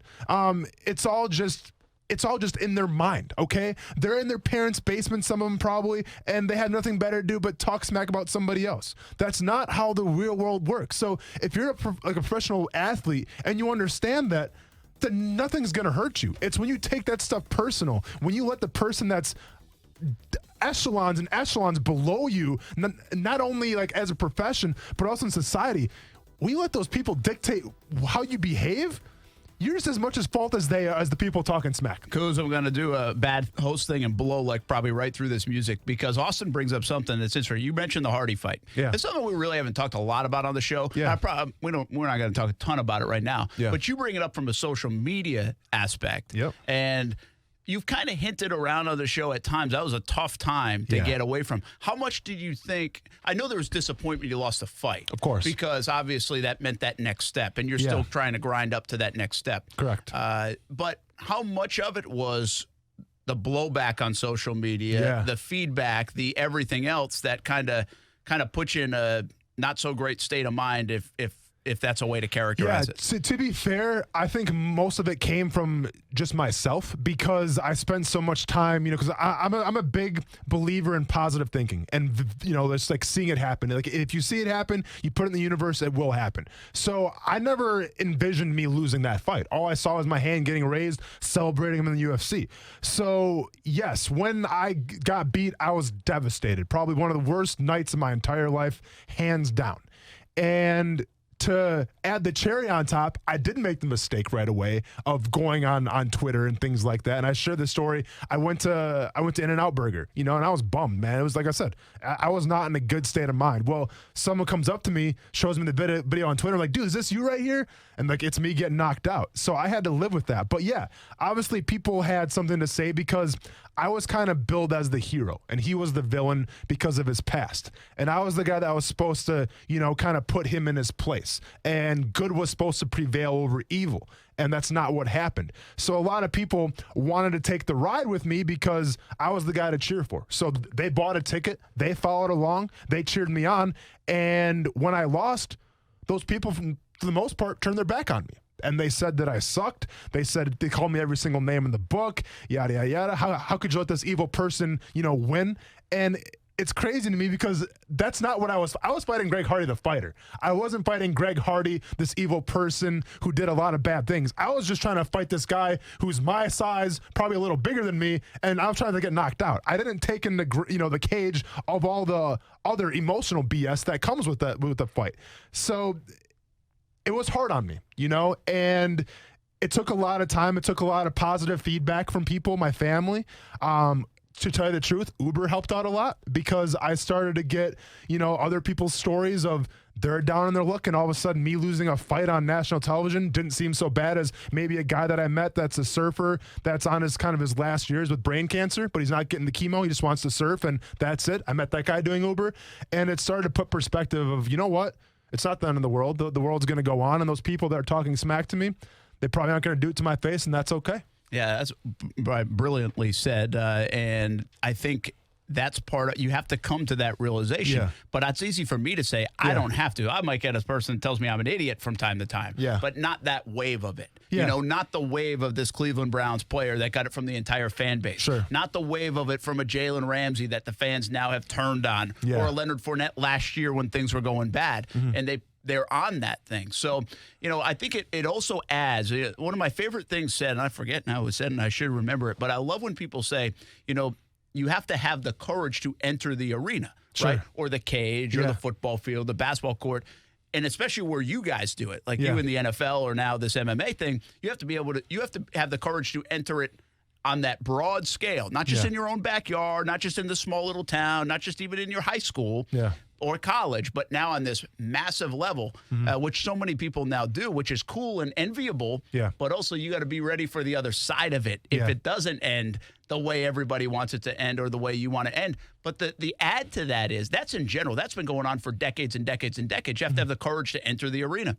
But now added to that, you have to have the courage almost and the ability to deal with this and everything you get back on it. And I think that is easier said than done. I think we're all human at that stage. Yeah. And again, this Cleveland Browns player went so far over the top that I'm not justifying it. Yeah. I'm talking broad view from players and everybody else that has to deal with that. I think that is something people have to come to grips with, especially if you're a young player and you don't know how to deal with that. I think that's a real thing. And you know what? And if you're a professional athlete, if you're somebody at your job, listen, bad things will happen to you. That's just life. Good things happen and bad things happen. So bad things are going to, I don't mean to scare anybody, but eventually a bad thing is going to happen to you.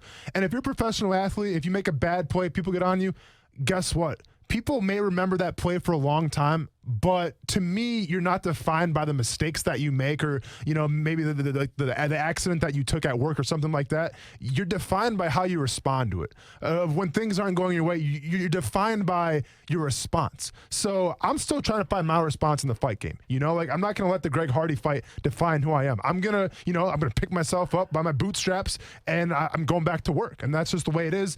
And you can apply that to life as well, man. Just don't be defined by the mistakes when people say about you. There's another player that has been to the mountaintop and now might have to do the same thing. That's my Fallen in this hour-long Ballin' and Fallen. And plus, we put a bow on the show, a final thought or two on the Nick Foles announcement today, and maybe what FSU will do as well. And you might even have an MMA note along the way. So we got to do all that in about 5 or 6 minutes when we come back.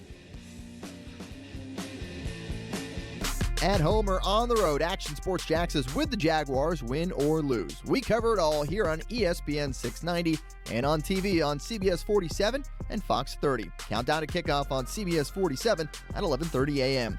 The post-game show on the Action News Jacks Facebook page immediately after the game, and Action Sports Jacks primetime, 10:30 p.m. on Fox 30 and 11:30 on CBS 47. Action Sports Jacks and Jags Talk Daily on ESPN 690 from 3 to 6 p.m.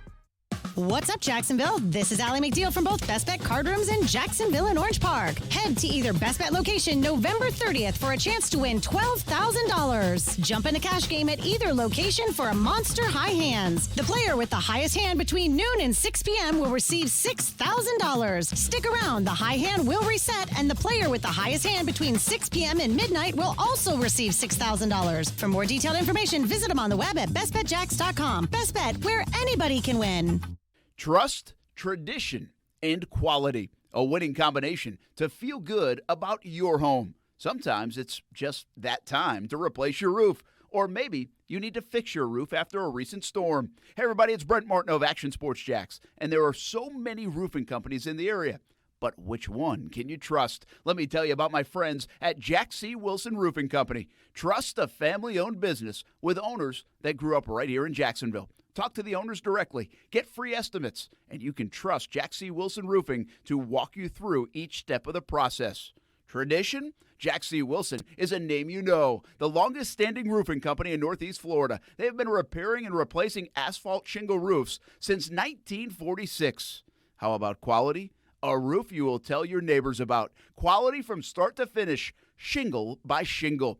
You can request a free estimate at jackcwilsonroofing.com. It's the first name in Jacksonville roofing. And make sure you let them know Brent Martineau sent you. Attention men and women. If you would like to get your hair back, then you need to listen to some of our clients. John in Orange Park. IHRS showed me what was causing my hair loss and helped stop it. Call IHRS now at 904-777-IHRS. Find out how to grow your hair back with a free hair and scalp examination. Mike from Bay Meadows. I finally found the most experienced company who could restore my hair. Now I have hair where I had none before. Results guaranteed. Diane from Ponte Vedra. Now I have what lotions couldn't give me. Thick, beautiful hair. Find out why you're losing your hair and how to grow your hair back. Call 904-777-IHRS for a limited time free hair and scalp examination. Now my hair will grow for the rest of my life. Thanks, IHRS. Thank you, IHRS. Thanks, IHRS, for giving me my hair back. Hurry, this free examination, normally $199, is yours for free and good only through Sunday. For your free examination, call IHRS at 904-777-IHRS. That's 904-777-4477. Call now. For 39 years, Beards Diamonds has been telling you to shop and compare. But for 4 days, you won't have to. Because Beards is going to let you buy one, get one free. It's Beards BOGO. If you're getting married soon or want to upgrade your bands, you don't want to miss Beards Diamonds' incredible wedding band BOGO sale. Yes, 4 days only. Buy her band and get his band free. This Thursday through Sunday only. We've brought in extra inventory just for this sale. All stackable, all right-hand rings, all eternity bands, and wedding bands. The largest selection of men's and women's wedding bands in North Florida. All at the guaranteed lowest price. This is the time to get a head start on your holiday shopping. Beards is celebrating 39 years in Jacksonville, and you get the presents. This Thursday through Sunday only. Beards BOGO sale. Where exceptional is affordable at the St. John's Town Center or at beardsdiamonds.com. Hey, what's up, everybody? This is Austin Lane from Action Sports Jax. Thanks for making ESPN 690 the fastest-growing sports station in Jacksonville. It was a lot of fun playing for the Jacksonville Jaguars for 3 years, and I'm having just the same amount of fun on the radio every single day with ESPN 690. So I'm reaching out to you to be part of our team and grow your business with ESPN 690. Give us a holler at 245-8732. That's 245-8732. We look forward to hearing from you and hope you join the team. Honda of the Avenues is the Honda giant with close to 700 new Hondas and quality pre-owned vehicles and award-winning service department. Jacksonville's car buyers have options and they want your car shopping experience to be fast, fun, and hassle-free. That's what you'll get on every visit every time. Put Honda of the Avenues to the test and let them show you a fresh new approach to car shopping at Honda of the Avenues, online at hondaoftheavenues.com. The Honda Giant. Oye, amigo, it is the Dan Le Batard Show on ESPN Radio. And this guy writes in, where was all this Masvidal love before his recent success? Real fans have had his back for a long time. The Dan Le Batard Show with the Stuttgarts on ESPN Radio and ESPN News. Hey, I'm Jay DeMarcus from Rascal Flats, and this is Action Sports Jax.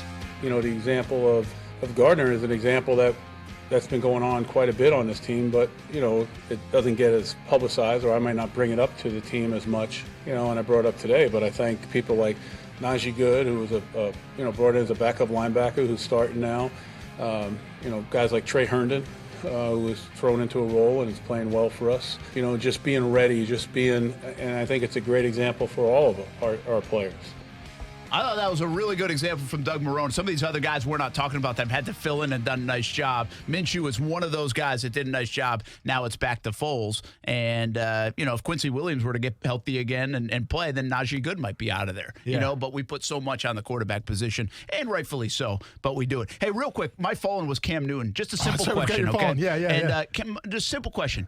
Is he done being an elite player or an above-average player or a big-time quarterback in the NFL? Looks like Carolina might even move on from him. Yeah. Is he done? I mean, have we seen the downfall of Cam's career because of injuries? I think so. It's a result of his playing style where he's that big bruiser, dual-threat kind of quarterback, and unfortunately the hits that he's taken, they've taken their toll on him, and I see Carolina moving on. All right, let's get going with a little stay in your lane. Oh, hit me with the Coos.